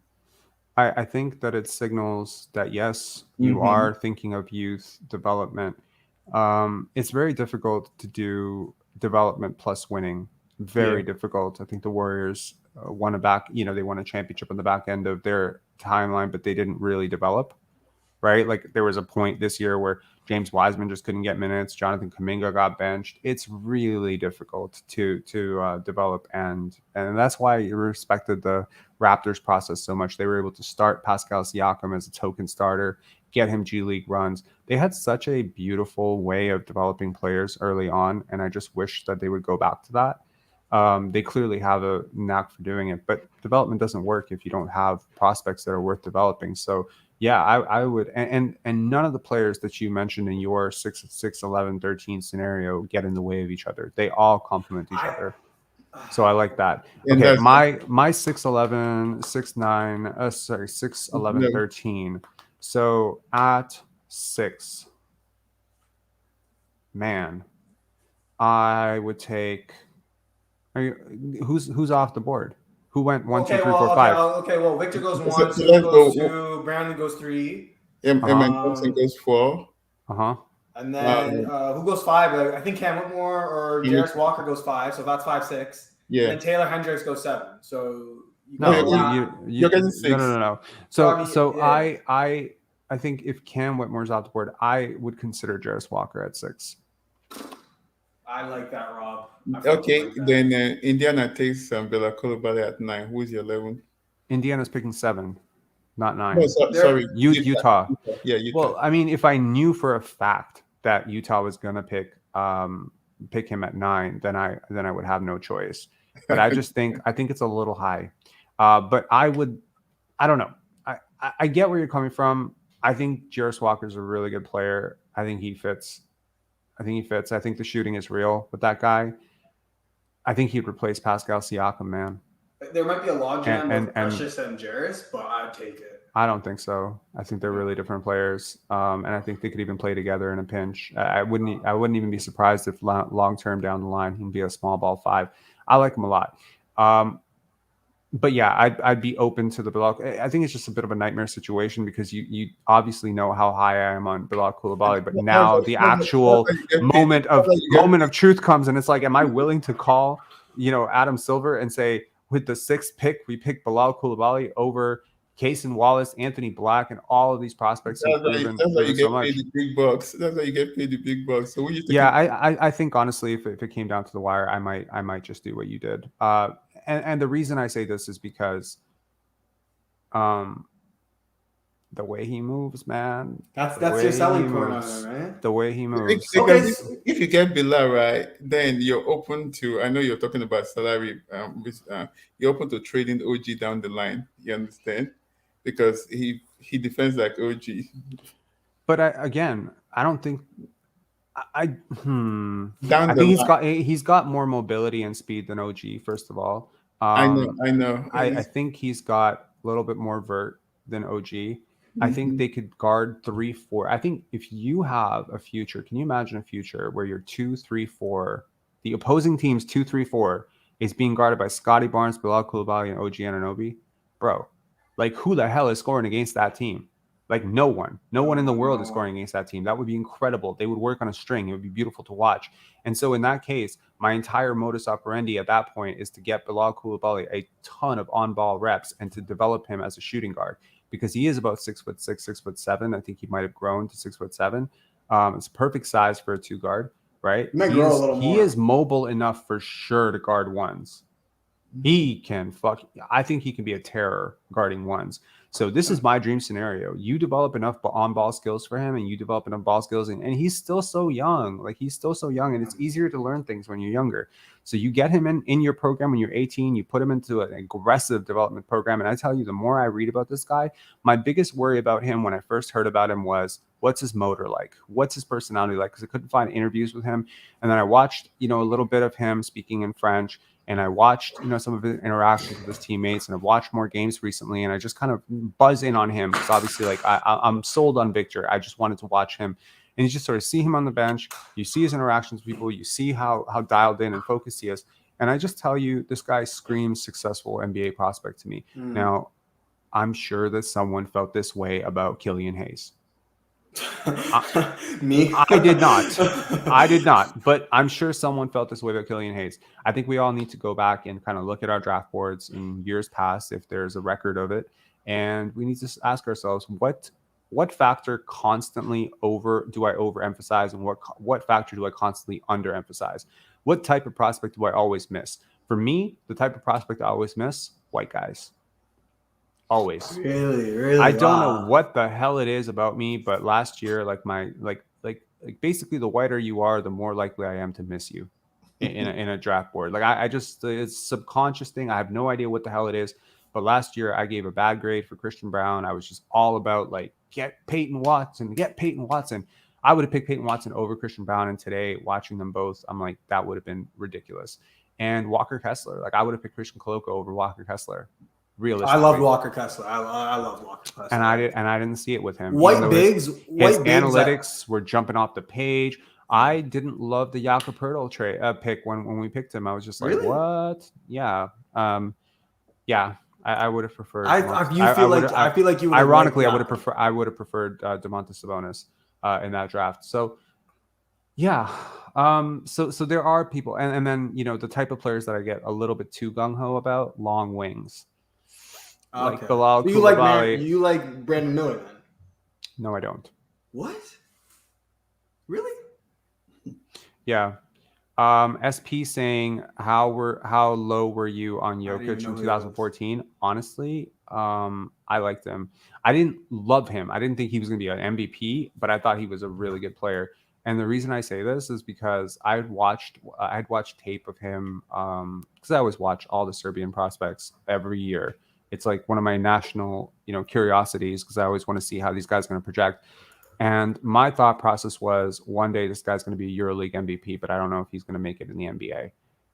And because there's just like the stuff that he was trying and the vision that he had, he was still getting a lot of turnovers and he was clunky and he looked a little bit chubby. But I was just like, maybe that's not going to work in the NBA, but this guy's going to be like an MVP in Europe someday. I thought of him like, so definitely I missed the boat on him completely. Because obviously, if I didn't think one of the greatest players of NBA history could even be an NBA player, I clearly was very fucking wrong about him. But I liked his game a lot. I just didn't know how the athleticism would translate. And since that time, 2014 all the way to 2023, I have really, really adjusted my thoughts and feelings about athleticism. Because again, Josh Giddey was a guy that I really liked, but I liked him at 15. I would never have taken Josh Giddey 6th. I would have never taken. Would I have taken Franz Wagner 8th? Yes, I would have taken Franz Wagner 8th. So that's one white guy I didn't underrate too much. But honestly, you could argue 8 was underrated massively because Franz Wagner, if that draft happens again, probably goes 4th or 5th. Well, that draft, so the 21 draft, if it happens again, that would be interesting as shit, man. Yeah. Şengün, I really liked. To answer Sean's Where did question Şengün here. go again? 16. Şengün went 16th to the 16. Houston Rockets. Okay. Yeah, I liked him as high as about 11. I might have taken Şengün as high as 7 in that draft. So that's Well, who do you take? Okay, well, like finish it out. Who do you take 11? Who do you take 13? Who do I take? You switched and you pivoted and you said you take Bilal at. I think I would take Kaysen and then I would take Kobe. That's pretty good. What if Kobe is gone at 12? Then I would take Jordan Hawkins. Okay, so that's your top identical. Yeah, we are identical, and it's probably because we talk a lot on Instagram and we're constantly communicating back and forth about stuff. So this element of groupthink, I almost want to throw your entire board out the way and just be like, I'm going to take Leonard Miller at 6. Like just fuck everything up. My goal of drafting is just to fuck everyone else's day up. You know what I mean? I think Keontae is gonna go higher than you think. His offensive game is really good. He might. I'm going to be humble enough to know that gets into the NBA with the spacing and it just blows up. He could, but I don't see where his athleticism is going to come from. Where's the burst? Where's the speed? He really struggled to get by guys. He has at the NCAA level. He has like a certain way of moving, which is like really interesting, but like he's not like he doesn't have the length to finish that way. Do you know what I mean? He reminds me of like when somebody just has fluid offense. I find it's he's very fluid. Yeah, it's tough for me to like sell on them. But you know, I define like I don't like his feel. I don't like his defensive tools. I don't like his physical profile. I don't like the fact that he was 20 pounds, heavier. I don't like the fact that he had he lost the weight now though. So really? Clearly like that shows that he was 20 pounds overweight. And he looked kind of chunky. Maybe this is a thing to combat his lack of quickness, and but it's just like I don't know, who is he supposed to guard at the NBA level? Can he guard twos? He's a little bit small to guard some twos, most twos. I mean, think about if you where's Jordan Hawkins gonna guard? I think he can guard ones and twos. Like, okay, consider, it's opening night, okay? The following 3 players interchangeably are on your team and you're facing the Boston Celtics, and who are they guarding? Let's just say they're starting. Who is Jordan Hawkins guarding if he's your starting small shooting guard? I think he's guarding Marcus Smart or Derek White. Yeah. I think he can hold. I think he can hold his own. I don't think he's going to win that matchup. I don't think he's going to be great, but I think you don't. You're not losing the game because of it. George would struggle more definitely against like a Smart matchup though, 100%. I see. He would struggle against anybody. Who is he? Like, who can he really guard up? Like his lack of length, lack of quickness. There's a lack of lateral quickness. I don't see the tools. I don't see the pathway here for him being a half decent defender. So if I'm getting a guy who's not a half decent defender, he better be a fucking generational offensive player. And I'm not seeing that either. I'm seeing a guy who takes a lot of shots. It looks really nice. It looks really smooth. He has a really nice dribble, combo, turnaround, midi package, whatever. Yeah. But when you start taking away the space, which he was barely creating in college, now I'm seeing how is he supposed to do what he did in college, which wasn't all that great, to be honest? How is he supposed to do that at the NBA level? Because the skills don't transfer. I think about everything scaling. Everything is about scaling. You know, when I was younger, I started a tutoring company, a dog walking company. You know what I realized very quickly? Those companies don't scale. No, I can't. Not well when you're young. Not well at all. I couldn't leave the country. I couldn't, you know, go and live in Czech Republic or Serbia and still have my dog walking company. I literally had to be here all the time, and I hated that. So I was like, okay, well, the next company I want to start, I want it to be scalable. So I started Pendance and Pensar Basketball and Pensar Films. Guess what? I could run Pensar Basketball from Chile if I wanted to. I could run it from Mexico. I could run it from LA. I could run it from anywhere. This is what I'm thinking about, scaling. So when I think about basketball players, I think about scalable skill sets. Can you be a defensive stopper off the bench if your offense is not as needed? Could you be an initiator in a lead role if my point guard and my backup point guard are out? Could you slide up to the 4 if Precious Chua suffers, God forbid, a season-ending injury?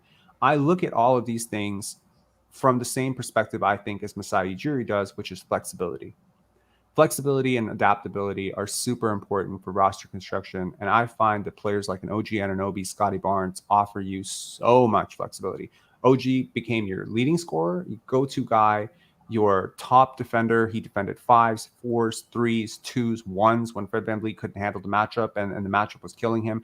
He would guard a 1. He's been your second option, third option, fourth option, fifth option. OG is the most portable player that I can think of in the NBA. One of them. He's one of the most 10 most portable players in the NBA. I love that about him. I also believe that, you know, if he wasn't so good, he might have been like a really great bench piece too. So it's just like you can just slide him up and down the roster. It allows for you can play different styles of basketball. You can play transition. You can play more, you know, half court stuff with him. So like I understand that there are certain players who can only play one or two ways, defensively or offensively. You have to cater everything around them to play that way. And if you don't play that way, they're going to struggle. So Luka Doncic is a great example. If you want Luka Doncic to go under to peel around screens and pick up guys full court, you will lose every game. Every game. If you want Luka Doncic to switch down and guard 5s and be your shot blocker, you will lose every game. So there's only one place to put him on the basketball court. You understand? I'm going to make a prediction. I think Kobe Buffkin is going to go number 13 to Raptors. He canceled all his workouts. He canceled workout with New Orleans, Atlanta, Utah, and refusing to. He wants to go to a team with no backcourt. So he can play. Well, all these guards do want to land in Toronto. They know now. This is just too much from Jonathan. Well, I just started following Kobe Buffkin on Instagram yesterday, and I really like the fact that he doesn't post a lot. I gotta be honest. I saw 18,000 followers. I was like, this guy, I already like him. That's great. And look, he just it's not Scotty Barnes. Yo, no shade on Scotty, man. Scotty's socials are great. Scotty just posted that he's missing basketball Toronto. That's great, though. That's great. That's a good thing to post. Yeah. Look, I really like Kobe Buffkin a lot. I think as early as this process went, I would like to go back and look at my older videos on this. I think I've been very high on him consistently throughout. I'm gonna go back. I remember you've been like lukewarm to hot on Buffkin. So Buffkin or Bilal? No, Bilal. I'll still go with Bilal. Yeah, well, but if the option is off the table, then you go with Buffkin and you never look back. And I think, you know, the question won't be really Bilal versus Kobe. I think the question will be Kaysen versus Buffkin. And I think at that case, you know, you could argue that the Raptors thing to do in this case would be to go for Kaysen Wallace. But I think the dynamicism and the fluidity and the package and the athleticism and the paint finishing. I mean, really, what I've been harping about this whole time, Gary Trent Jr., Fred VanVleet can't break their guy off the dribble. They always need a screen. To have a guy who doesn't need a screen, who can just get downhill and with a screen, God damn it, with a screen from Scotty or a screen from Jakob Poeltl, this guy could be a terror. You know who he reminds me of? Honestly, we were talking about, like, you know, people he reminds us of. He reminds me of Tony Parker a lot. Kaysen Wallace? No, Kobe Buffkin. Oh, Someone said he reminded them of Remind me Ginobili. of Ginobili. Remind I me don't of- think so. I think he reminds me of Tony Parker. So And if you're picking a player that will play well, that will play with Scottie Barnes, who would you pick, Bilal or Kobe Buffkin? I think Kobe Buffkin to me. I think he has he has a more natural fit with I see Kobe. like, I think he can play off of him really well. And I think, it's interesting that when Brian talked to Yahoo Sports and he talked about the type of player he wanted Scotty to be, he didn't say Ben Simmons. He didn't say, point guard. He said Jokic. And who is Jokic so great with? Jamal Murray. Well, which of these two players have like more in common with Jamal Murray? I think Kobe Buffkin has a lot in common with Jamal Murray. I also think Jalen Hood-Schifino could be somewhat of an underrated element there too. Yes. So we haven't really talked about Jalen Hood-Schifino, but I like him a lot. And quite frankly, like if you, like let's just say I don't want to completely wipe away what Jeff Doughton is. I like him a lot. You know what though? Like Jeff Dowling will be buried under the Red Sea if we get 6, 11, 13. Like it's over for him. Yeah, and he may have to move on, and if you're the Raptors, you might have to do him that favor because there's really no point in having a fourth point guard as talented as Jeff Doughton Jr. I don't understand why the fuck he was on a 2-way contract and never got converted. I just think, he and I think one of the issues with the Raptors last year was they had a lot of ninth guys. A lot of guys that would be suitable to be the 9th, 10th best player on a team, and they had like 10 of them. And you just can't do that. There's no roster balance there. And they didn't have any first guys. They had a whole bunch of second guys, a whole bunch of third guys, and a whole bunch of ninth guys. That's how I would define that roster. Second, third, fourth, ninth. And you're like, okay, well, this second guy, he's going to be first, and this second guy is going to be fourth, and this fourth guy is going to be sixth, and this ninth guy is going to be seventh. And it's just like when you go up against a team with a little bit more roster balance and sense, like the Boston Celtics, where their first guy is a real first guy and their second guy might actually be a first guy and their third guy is a real third guy and a fourth guy, and then their sixth guy might actually be like a fourth guy. Well, now you're really outmatched across the board because that's how the Warriors did it pretty much. Exactly. Anyways, guys, really great chat. It's 7:15. This live has gone almost 2 hours. I think this has been a really fascinating conversation. This might be my favorite day of lives ever. Between this morning's live and this live, I'm very happy with how today went in terms of lives. That's good. And yeah, thanks a lot for indulging. I'm going to leave right now. I just want to know 2 things. I'm going to leave and then you can answer. That way it's quicker. One, okay. Actually, it's just one question. What's Delano's contract looking like? Because I'm very curious on it. He was in the front row for the Darko interview. So I think you might say minimum, but we got to go. So I'm going to leave. Goodbye, guys. I just want to hear it. All right, man. Peace. FA, what do you think Delano's contract should look like? Probably 3 years, 16 million. 16? Yeah. Okay. I would go more 3 years, 10 million. 3 years, 9 million. I don't think I would offer much more than that. He hasn't really shown a great deal. He is a big playmaker that could be valuable. He is a hometown guy. Maybe that's worth a little bit. This guy wanted him on the trade, right? Popovich. Pardon? Popovich wanted him on the trade for Jakob, but Toronto declined. I think it'll matter on his value to you and his value around the league. I certainly could see 3 years, 16 million, given that he's still young and whatever. I just think that's a little bit rich for me. Look at the salary cap, right? Pardon? Look at the salary cap right now. Everything is going up, right? So no, that's fair. Yeah, MLE's. But I just don't. I don't want a repeat of the Khem Birch situation, right? Which was 3 years, 18 million, right? I think it was. He hadn't proven shit. And it was like a small sample size, and I am just not comfortable with Delano regressed last year. He was worse last year at a lot of things than he was the year before. Almost everybody regressed or stayed the same with Nick Nurse. No, that's fair, but I can't tell you what you would have done, should have done, could have done. All I know is what you did.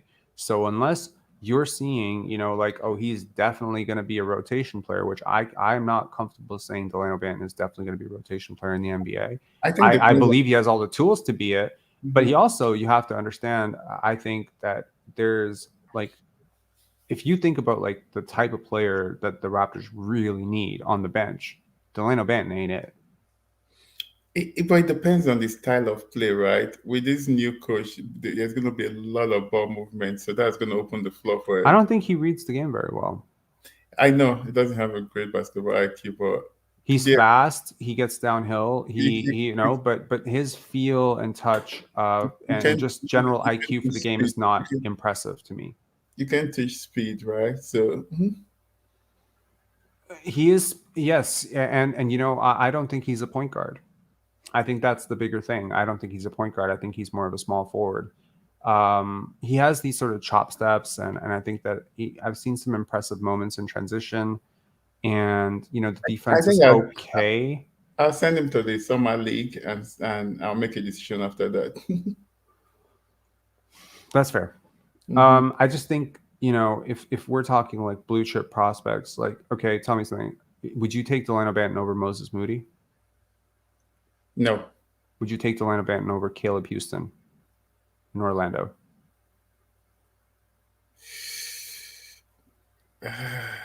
For this team? No, right? So that's my point. Caleb Houston was a 35th overall pick last year, 34th overall pick last year. So that's really. Would you take him over Jalen Williams, the other Jalen Williams, Jay Will? No. Those are all. Would you take him over Andrew Nembhard? No, never. Would you take him over Christian Koloko? No, but I still need to see more from Christian Koloko. I love Christian Koloko. Anyways, my point is, I just described the top 5 players. I think top 5 players that were picked in last year's second round. So that's kind of where I'm at right now. If his value is like second round top, second round middle, well, guess what? That's where you got him. His value hasn't changed since you drafted him. He hasn't done much. I think the style of I'm not gonna put it on him too. I'm gonna put it on the style of play, right? Because Delano just needs that mid range. He can be Sean Livingston. No, he cannot, my friend. No, he cannot. He cannot. He cannot. Bro, did you watch Sean Livingston at Peoria, bro? He was amazing. I hate this. I hate this comment so much. I'm sorry. You're a really, really, like, I love your comments usually, but this comment is so triggering because I know exactly why you're saying this, because they kind of look alike. They're tall point guards and they got long hair, but that's not a reason he can be Sean Livingston, bro. Like, no way. First of all, Sean Livingston's a real pure point guard. Number 1. Number 2, pre-injury Sean Livingston. Holy fuck. I love that guy. And post-injury Sean Livingston as well. If you could get Sean Livingston on this team last year, you make the playoffs. Even older Sean Livingston. If Sean Livingston has taken all those Jeff Doughton, Malachi Flynn, you know, some of those Scotty minutes, some of those Fred minutes, if that version of, you know, Sean Livingston is so fucking criminally underrated, bro. Jason Williams saying Afro Livingston was a problem. Saying Delano's Europe bound. I know. No, man. Like, I think if you can carve out a niche as a, you know, as a bench wing, he could be a solid third wing, like fourth wing on a team, which means 11th guy, 12th guy. So my concept here is, why do I want that player to be super young?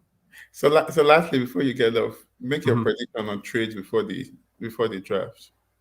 Before the draft? You mean during the draft? Before the draft. Well, nothing's going to happen before the draft. You think Bradley Beal is not going to be traded before the draft? I thought you meant Raptors related. No, NBA. Who do you think he's going to get traded to? I think possibly Miami, New York, Sacramento. Miami, New York, Sacramento. New York for who? RJ? It depends. They're not going to get much for him, so it depends on where he wants to go, right? He has a no trade clause. Yes. Let this be a lesson to you. If any person viewing becomes an NBA GM someday, don't ever give a no trade clause to a player signing a max contract. Yeah. Are you meant? This is crazy. Why did they give the max in the first place? Also, Raps fan. No, he cannot. No. The IQ, it can't. Bro, slow-mo, man. Like, Kyle Anderson is one of my favorite players in the NBA. Y'all like really slandering every light-skinned dude in the NBA for nothing.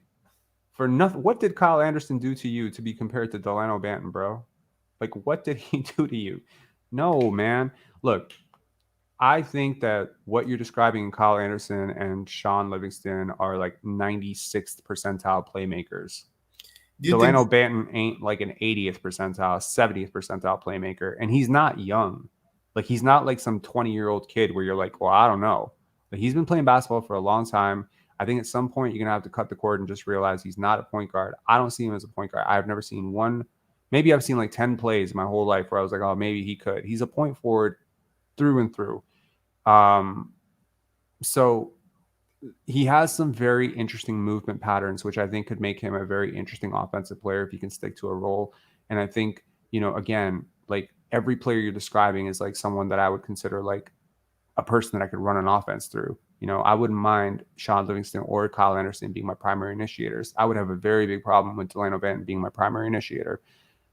So yeah, I think he's going to have to lean into, it's probably like a closer comp on Dylan Brooks.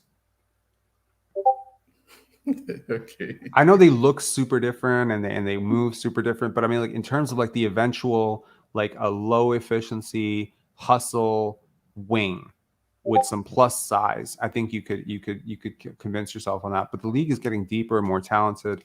And, I'm not sure that there aren't 40 guys in this draft that I would pick over Delano Banton. So lastly, Scoots goes number 2. Portland wants to trade for Pascal for number 3. Who do you get back from Portland? And if you take the number 3 pick, who do you pick? Sorry, say that again. Scoot goes number 2 to Charlotte. Portland wants to trade number 3 pick for Pascal. I mean, I guess you do it because it frees up some cap flexibility, and maybe you do it because who would you get pick? younger and more on Scotty's timeline, but I wouldn't be thrilled about it. Who are you going to pick? Unfortunately, I guess you have to pick Brandon Miller, but I again, how I feel about Brandon Miller. If Orlando wants to trade 6'11" for 3, would you do it? Yes. Okay. Maybe. Okay.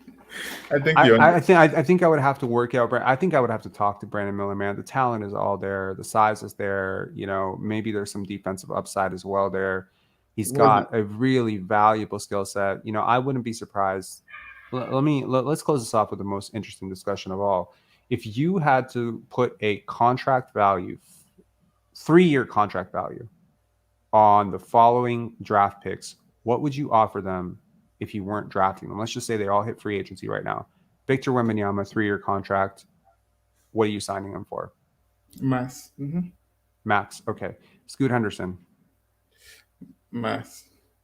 Brandon Miller. Max. Yes. Okay. Well, then you answer your own question there. If he's a max player right now, if that's his value, then sure.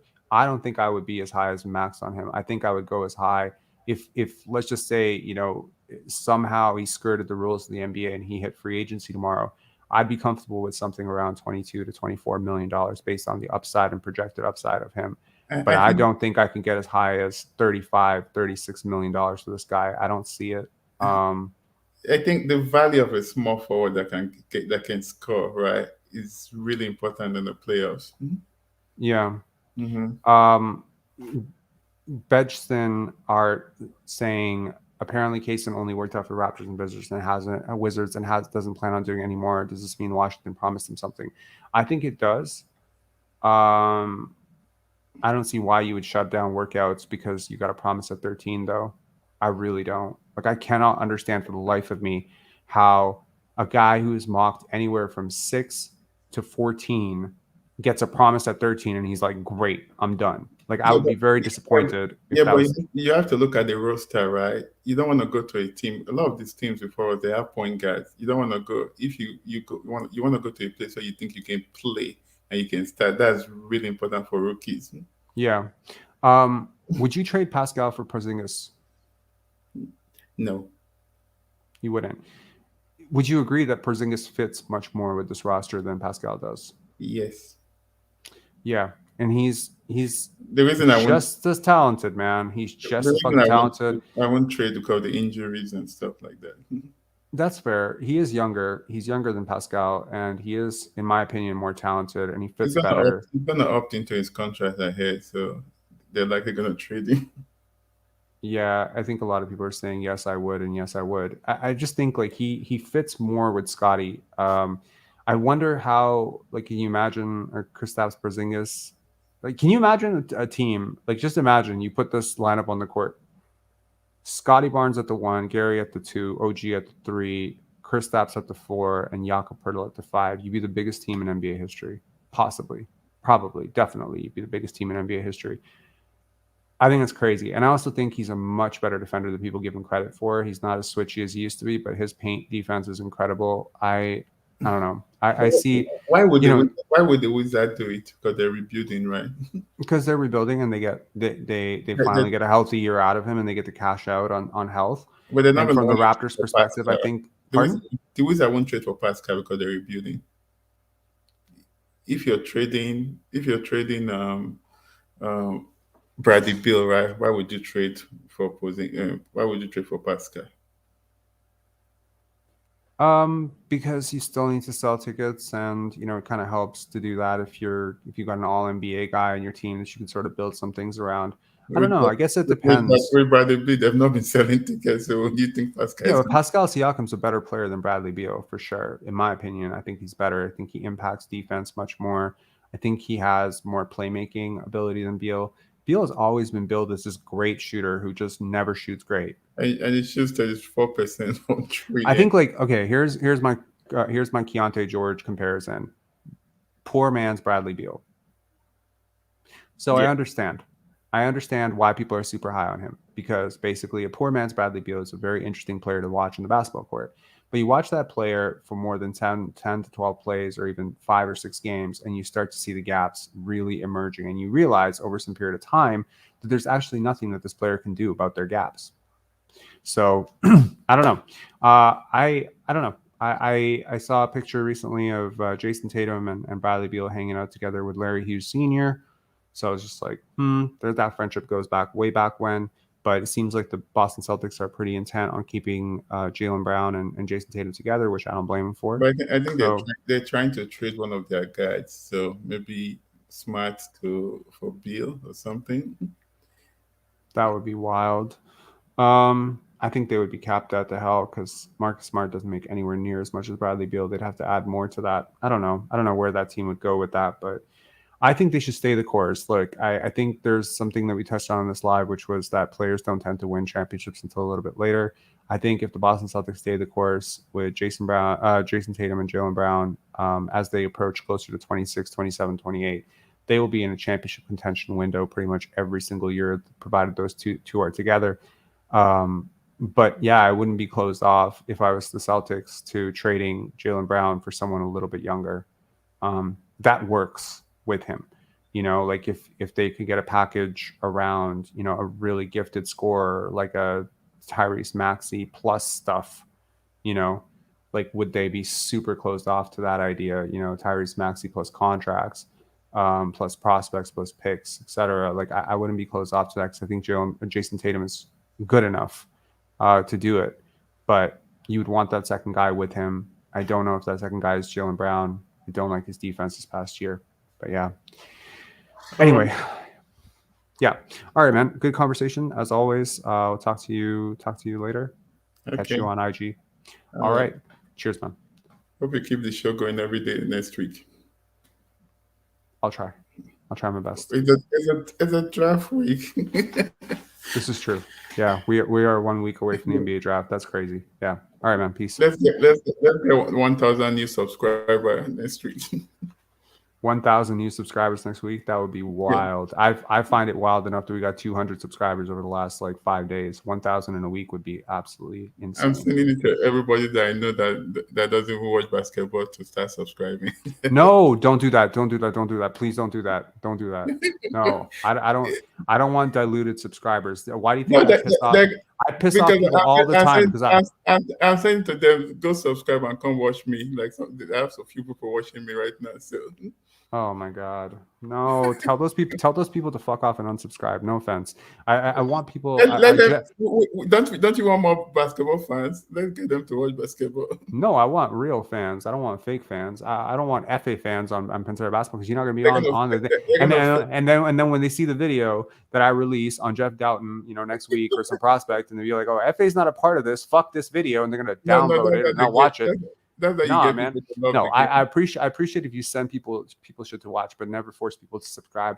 There's a lot of these channels on YouTube that have like this sub for sub bullshit going on where they're like, I'll sub to your channel if you sub for my channel, and it's just like, bro, like fuck your channel. All right, I'll stop it. Thanks. Please don't. Yeah. Okay. Talk to you later, man. Peace. Bye. All right. About to lose 100 subscribers tomorrow. Just kidding.